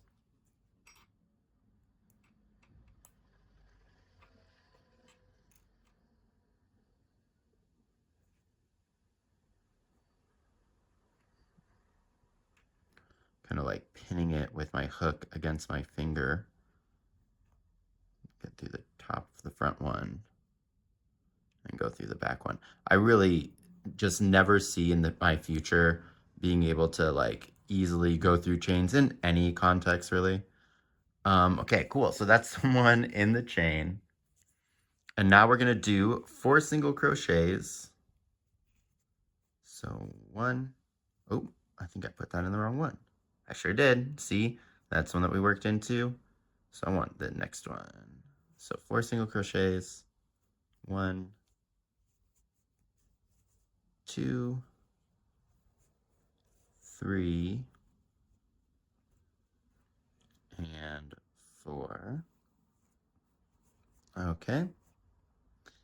And now we're going to do 3 slip stitches, but keep these kind of loose because we are going to be working back into them. So we don't want these to be crazy tight.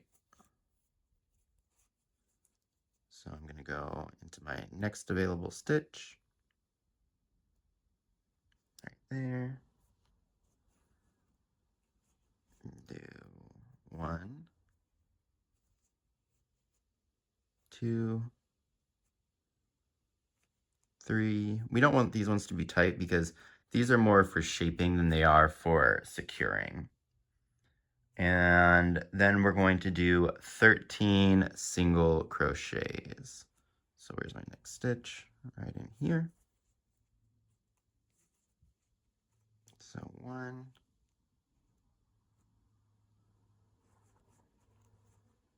2. Am I happy with that? I'm not happy with that stitch. That stitch feels a little too big for me.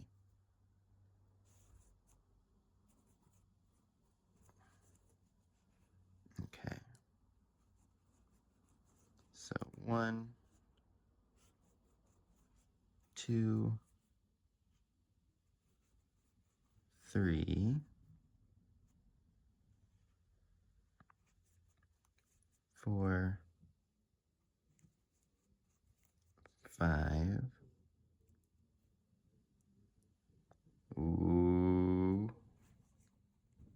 6, 7, 8, 9, and 10 should take you to the right side of that join. So stitch number 11, there's the join. Here's actually the next stitch that I want. I'm gonna dig up. It's gonna be a little tricky to get into. There we go. So there's 11, 12, and 13. Let me double count just to make sure that we got our 13 there. So I come back. So I've got slip stitch number 1, 2, and 3. Then 1, 2, 3, 4, 5, 6, 7, 8, 9, 10, 11, 12, and 13. So it looks like we're sitting good. Time to move on to row H. So I'm going to turn this around. And I'm going to chain up. I'm going to mark that chain.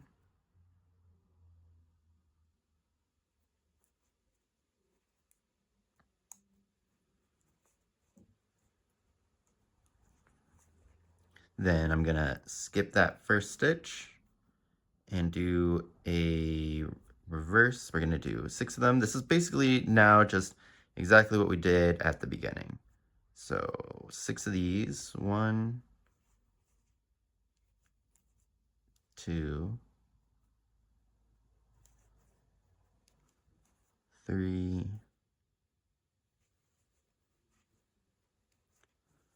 4, 5, and 6. Nice. Get my yarn situated. We'll turn again for row I, where we're gonna chain 1, and I'm gonna mark that one.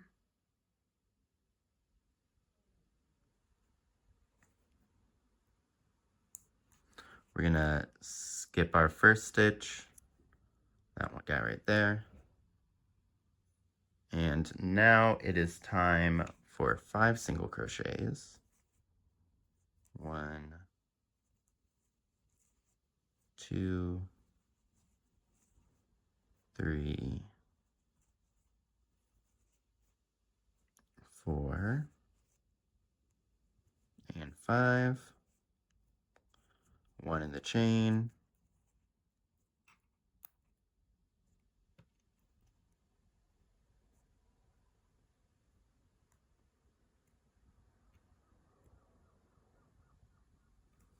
Nice. Okay, then we'll have 2 in our next available body stitches. 1 and 2. And then we'll give it a turn. And that's going to be the end of I.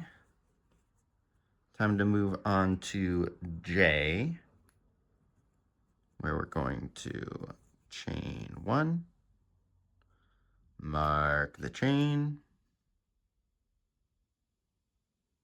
mark the chain,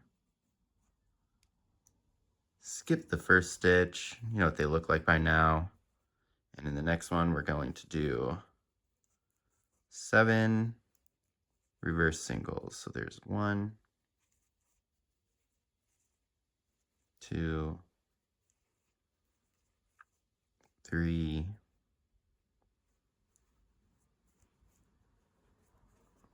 4,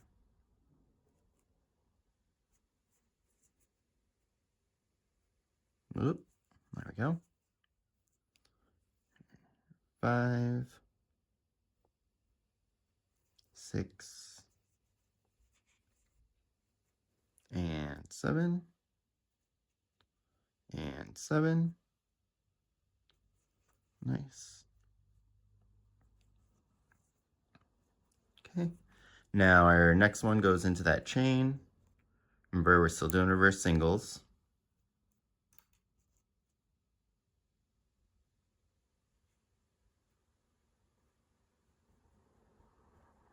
Did I get underneath both? Felt like that. Oh no, that was underneath both. Okay. There we go. So 1 in that chain. And now 2 reverse singles in the next available body stitches. Right, that was the right one. Yeah, not there, yes, here. So there's 1 and 2. And now we're gonna turn again. That's the end of J.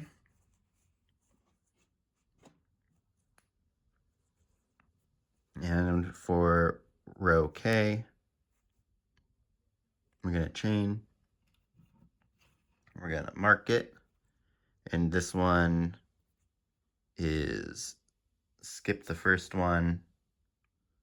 There we go. Skip the first one and then 9 single crochets. 1, 2, 3, 4, 5. I know this is kind of boring, but this takes a lot of mental power, you know. 5, 6, 7, 8, and 9. Hopefully my voice is calming. Maybe this is like having like a ASMR effect. Put this on to put yourself to sleep, you know, just me counting numbers. All right, so our next one goes into the chain.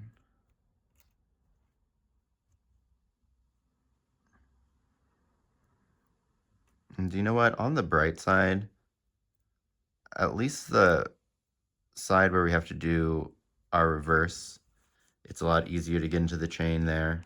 You know, it could be worse. All right, so there's my single into the chain.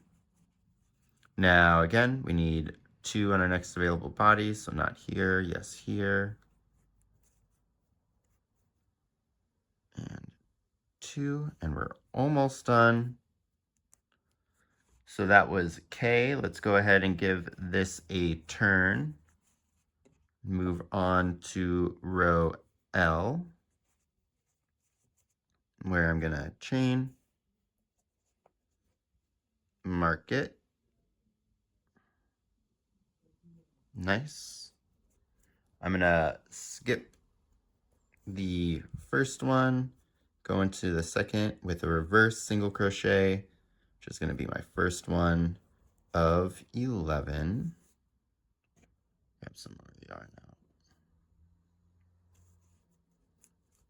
So there's 1, 2,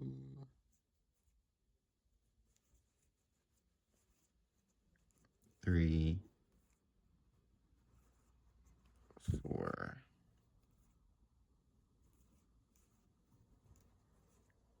5, 6, 7, 8, 9, 10, and 11. Oh, I might have counted those wrong. Okay, so there's that. 1, 2, 3, 4, 5, 6, 7, 8, 9, 10. No, I counted them right. All right, so we have a mess up somewhere. Let's try to figure out where it is. I feel like that first round was good, so it's probably in here. Probably didn't skip when we were supposed to. Yep. Okay. So if I skipped here, it'd be 1, 2, 3, 4, 5, 6, 7, 8, 9, 10, 11. Yeah, so that's what I did. So skipping that first one, going in here.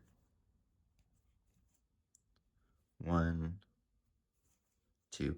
This is, again, whenever you've done your work wrong, kind of identify, which I guess is kind of hard until you get the experience, but those places where you're going to have to do something non-standard, right? Like you're going to have to skip a stitch, or you're going to have to, I don't know, do like a increase somewhere. Those are usually going to be the places where you've messed up. So you don't have to take your work all the way apart. Just kind of, I usually just lean to going to those problem areas first and seeing if that's what's up. 1, 2, 3, 4, 5, 6, 8, 9, 10, 11. And I like how, too, when we're using like our full brain power, we're still every once in a while making an oopsie poopsie. Okay, so last stitch into this chain, reverse when we're going underneath both loops in that chain, which, watch me eat my words. There we go. There we are. And we need to do 2 stitches. So we're going to skip it correctly this time. So not in here, yes into here. Do a reverse. And a reverse. Okay. So that's good. Let's turn and do M. And this is going to be the last short row. So I'm going to go ahead and chain. Same thing as the one before. We really want to mark this one and lock it in because it's going to be a minute before we get back to it. So yoink. Then I'm going to skip, oh, get out of there. Skip that first one. Skip this first one. Go into here. And it should be 13 singles. So 1, 2, 3, 4, 5, 6, 7, 8, 9, 10. Loop, loop, loop, loop, loop.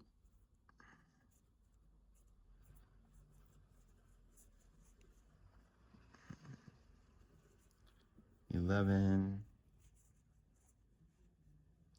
12, and 13. Cool. Cool, cool, cool, cool, cool. We're at that right spot. Now we're going to do a single crochet into that chain.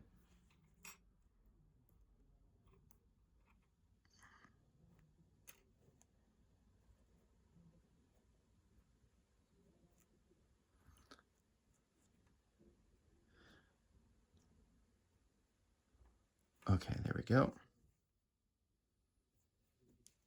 Alrighty. Now we do 4 single crochets. So not in that one, but in our next available.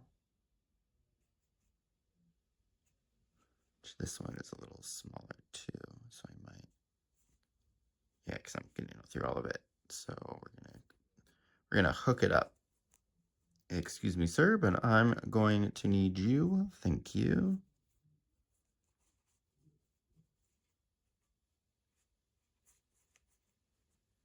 And there we are. So there's 1,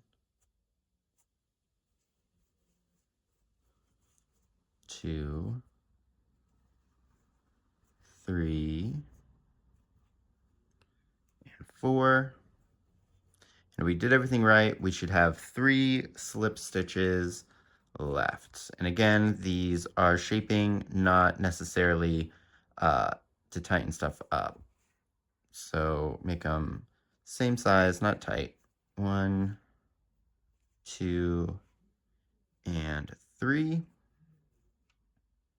Okay, and now we are going to join to that previous round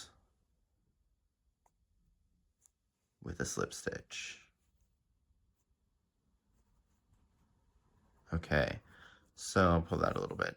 That is what your round 66 should look like. So right now those eyelids are kind of feel like they're going all over the place, but they're in there, and now we're going to tighten them up. So give me just a second. I can feel my mouth getting dry, so I'm going to get some water, and then we'll tighten these bad boys up with our final round of the Ahriman. We've finally made it. All right, just a sec. Okay, so let's go ahead and get this final round done.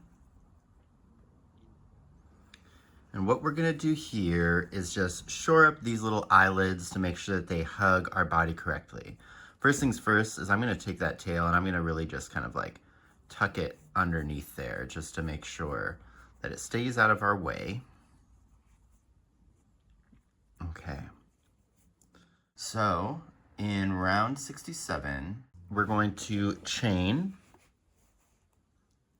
and then we're going to do a decrease starting in that same stitch. So I'm going to pick up the front loop of this guy and the next one. My yarn got loosed when I picked it up, so let me reposition that in my hand. Perfect. And now we're going to decrease into there. And we do a single crochet into that chain. Where are we? Into the chain. Looks like a big jump, so feel free to make this a little bit tighter than you normally would. But it shouldn't be too crazy small. So single crochet. Now we're going to do our back post. We're going to do 13 back post single crochets, and these can be kind of tricky to figure out where to start.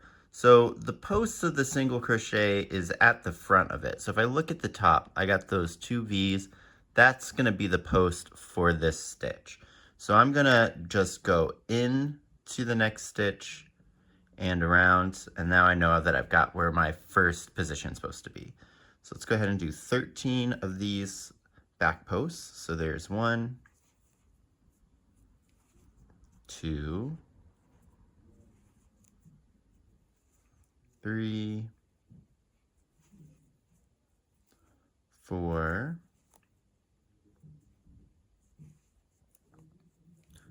5, 6, 7, 8, 9, 10, 10, 11, 11, 12, and 13. So now we need to transition back into working single crochets. And the transition from back posts to singles can be tricky. So what I'm actually going to do is I'm pretty sure that the next stitch we need to work into, right? I just did this post. So I think the next stitch should be this one, but we are going to just double check that. So I think that we're supposed to work into here, but it actually might be the next stitch. But how we're going to double check is we're going to just count from what we know is going to happen. So if you look at the pattern up top, we're going to be putting a single crochet into this chain. So we're just going to count back from there. So we have a single crochet, we have a decrease, then we have a single crochet, 2 slip stitches, a single crochet, a decrease, and then our next single crochet. So it was that next stitch. So we can take this out and we'll put it in there. And just to make sure that we have everything right, we're gonna count it again. So there's a single crochet in that chain, then a decrease, then we've got a single crochet, 2 slip stitches, 1, 2 slip stitches, a single crochet, a decrease, and a single crochet. Perfect.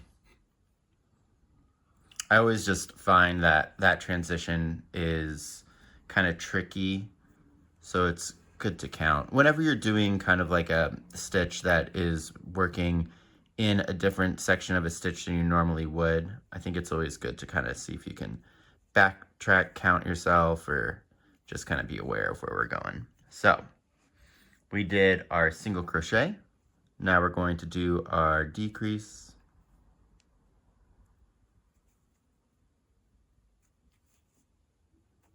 Then we have a single crochet, our 2 slip stitches, which these ones can be tighter if you want because they are going to be helping to pull everything kind of close. So 2 slip stitches.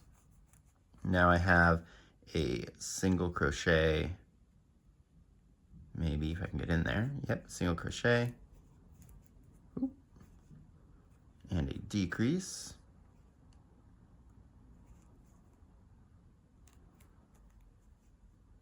There we go. And now I'm going to do a single crochet into this chain, which is not very happy with me, but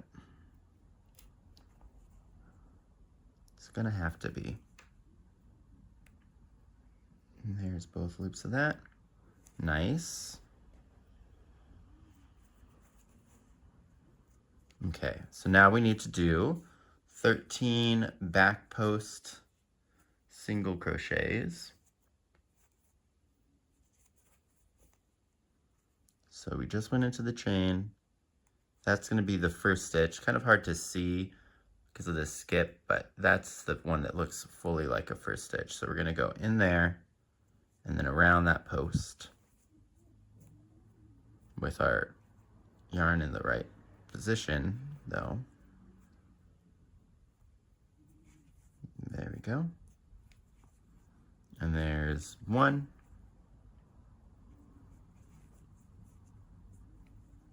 2, 3, 4,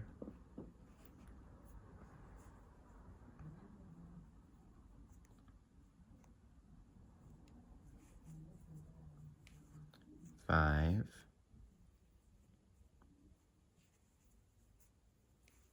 6, 7, 8, 9, I'm getting excited,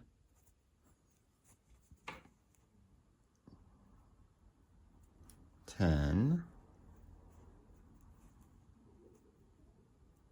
11, 12, and 13. Perfect. So, knowing what we know, this stitch right here should be the next one. We'll mark it.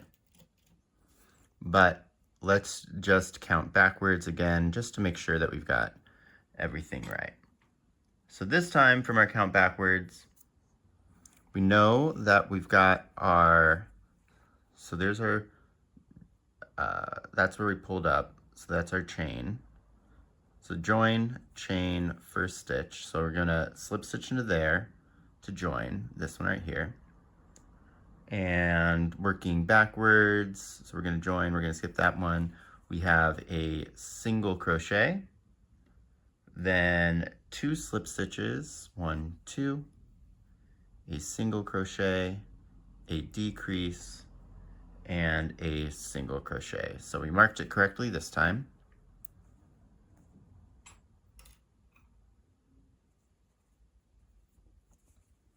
So I'm going to go in there with my single crochet.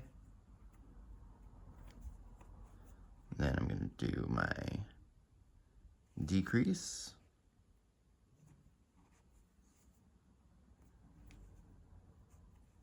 Then a single crochet, 2 slip stitches,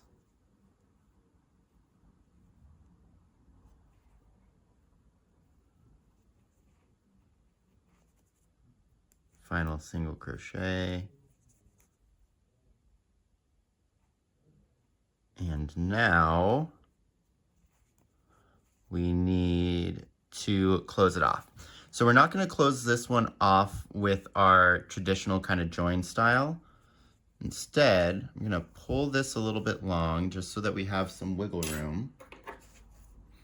But we're going to join this with a invisible join. And the way that we're going to do this, the invisible join is going to create like this kind of fake stitch that we're going to be able to pull tight to really get everything kind of closed together. So let's thread this. And what we're going to want to do is identify where we would join. So there's our join, here's our chain, this is the first stitch of the round. So I'm going to go into it from the back, underneath both loops of it, and I'm going to pull that through. Now, that stitch that it's coming out of, do you see how that working yarn is going out from here? I'm going to go up through the middle of it, just like that. And now if I pull that, it kind of looks like an elongated normal stitch that we normally do. And I'm going to pull this tight. I want that stitch to like pretty much go invisible. Once it's tight like that, we are all good. So I'm going to go in to like pretty much right where that is. And I'm going underneath to the back of one of the wings. And I'm going to pull that through. And this is just to secure it. So I'm pulling it tight, but I'm not pulling it so tight that it like goes in. I don't want that to happen. I just want it to be secure back here. So that looks good. Everything looks like it's aligned. So I'm going to go into this next stitch over here and then back up here just to secure it and kind of hide it. And then we'll go in and we'll just bury this in the body by pushing it in, pulling it out, getting it a little taut. That wrap around that stitch is going to help so that when we pull this taut, it doesn't actually affect the front of it. So I'm going to pull this just a little taut, give it a snip, and then I'll snap into the body. And now I want to grab this little beginning tail, and we can just bury this into the body as well. Anywhere, it doesn't matter. We don't really need to secure it. So that looks good.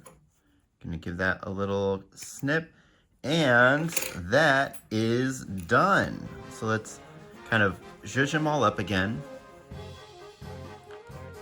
And there you go. We've got our cute little Ahriman. This one's giving a nice little smirk. We'll need to play around with the stuffing and get things all moved. But that's him. Pretty cool, pretty cute. So let's go ahead, and I'm gonna clean up and reposition my camera so we can get this fully in the picture, and we'll do a little, what would you call it? Debriefing, and we'll talk about this pattern a little bit. All right, see you in a second. Okay, so first off with our conclusion real quick. Definitely squidge it around to get that stuffing sitting on where you want it. And then if you do have access to a steamer, doing a little bit of blocking is a good shout. What you'll do is you'll just hit them with the steam, move what you want in place, let it cool, and then it'll hold that shape. But that'll just help kind of like make everything lie the way that you want it. Then to get him to stand up, you want to kind of put down on his feet and squish him down so that he's kind of like Slav squatting, you know. That's why we didn't put that much stuff in there. And then you'll take his tail and you'll kind of move it to turn it into a little tripod for him. He's not the most stable guy, but he does like to stand when he gets the opportunity to. But yeah, let's talk about some like debriefing stuff, like what we think of the pattern and whatever. So technique-wise, we use a lot of really cool techniques here. Like I think the reverse single crochets really kind of help make these wings kind of match the body pattern when you're working in the round. I really like the patch method to get like the shape for the haunches and the knee. And then also, I think it's really interesting the way we use short rows, right? Because I showed you short rows in the context of how to bend something, and you tend to use them a lot in garment making, but it's cool that we can use them to make like some anatomy parts, right? Like a little eyelid for a guy. So I think that's kind of worth exploring in the future, maybe, is how we take different techniques that we know how to do and apply them in new ways. What else? I like the no-sew aspect of this. I do think that might be one of the things that made it more difficult, but I think no-sew as like a crochet technique is interesting, right? Because sewing can be difficult for a lot of people, and you end up getting these really nice kind of like seamless joins when you do no-sew, but I do think that that's what really upped the difficulty on here. Like most of the techniques that we use, I would say like maybe upper beginner to like low intermediate. Working in like these small tubes like we did for the toe or for the tail can be a little bit challenging, but nothing too out of the ordinary. But as soon as we had to do the no-sew for the legs, I think that's where it gets really difficult, right? Because if you don't know what your stitches should look like, knowing that you need to skip this one because that one's was like a place where we joined, it just gets a lot more difficult. But I would like to explore no-sew in the future. So maybe for our next pattern, we'll do like another no-sew thing, but try to make it a little bit easier. I mean, when I was developing the pattern, to be honest, and trying to figure out how to do it as a no-sew, I was trying to do the legs kind of like in the first round of the attachment where we just single crochet around them, but I couldn't figure out a way to make it work where it wouldn't be like buckling or whatever. So the technique we developed for it is amazing. Like I don't want to discount that, but I do think that it's a little bit more difficult than if we just sewed the legs on. Do you know what I mean? What else? I think this is for me in the future. I think it'd be interesting to start experimenting with weights in the feet because he will stand, but it is kind of like tricky to kind of get the balance for him. But I think weights in the feet might help just like lower his center of gravity or whatever, because he's a big boy. He's very ball / friend shaped. Also the stitches on this. So let me show you, this is the one that we've been using in like the thumbnails and was my standard one. And same hook, exact same yarn, but this one I did it with tighter stitches. And you can like really see when we look at the back here how much space I'm getting in between the stitches here as opposed to here. And that was mostly because I said it during the video when I started to notice it, but I wanted you to be able to see the stitches that we were doing, and I figured that if I made it too tight, especially when we were like attaching the leg or getting in more complicated spaces, that you guys wouldn't be able to see the stitches that I'd be doing. So I would assume that yours probably turned out a little bit more like this. But yeah, I think in the future, this is something you need to let me know. So when we were doing like the patch for the Luna hat, when we were doing the moon, that's a little complicated. Were you guys able to see what I was doing with the stitches there? Because if so, I might continue doing it with this small yarn and do those tighter stitches. But if that was kind of difficult for you guys to see, or if this was even difficult for you to see, I think I'll need to start using larger yarn during like the full tutorials and just use a different yarn in the video than I use in the pattern. But that's kind of for me to decide, but for you to let me know whether or not you can see the stitches. But yeah, I think that's pretty much it overall that I wanted to chat about. So final notes, thank you guys so much again for the 100 subscribers. I know it doesn't really seem like that much, but I put a lot of work into this, and it's awesome to know that I get to see like that you guys are appreciating it. So I thank you again. Can't wait to see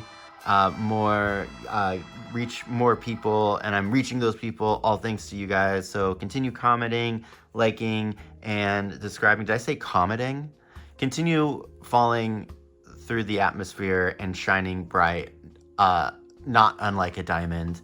And yeah, I will see you next week probably with another I think technique tutorial before we move on to our next pattern. So yeah, happy Ahriman Day finishing time, and happy Final Fantasy Tactics coming out soon, and I will see you guys later. Closing off our little guy using standard like a staggered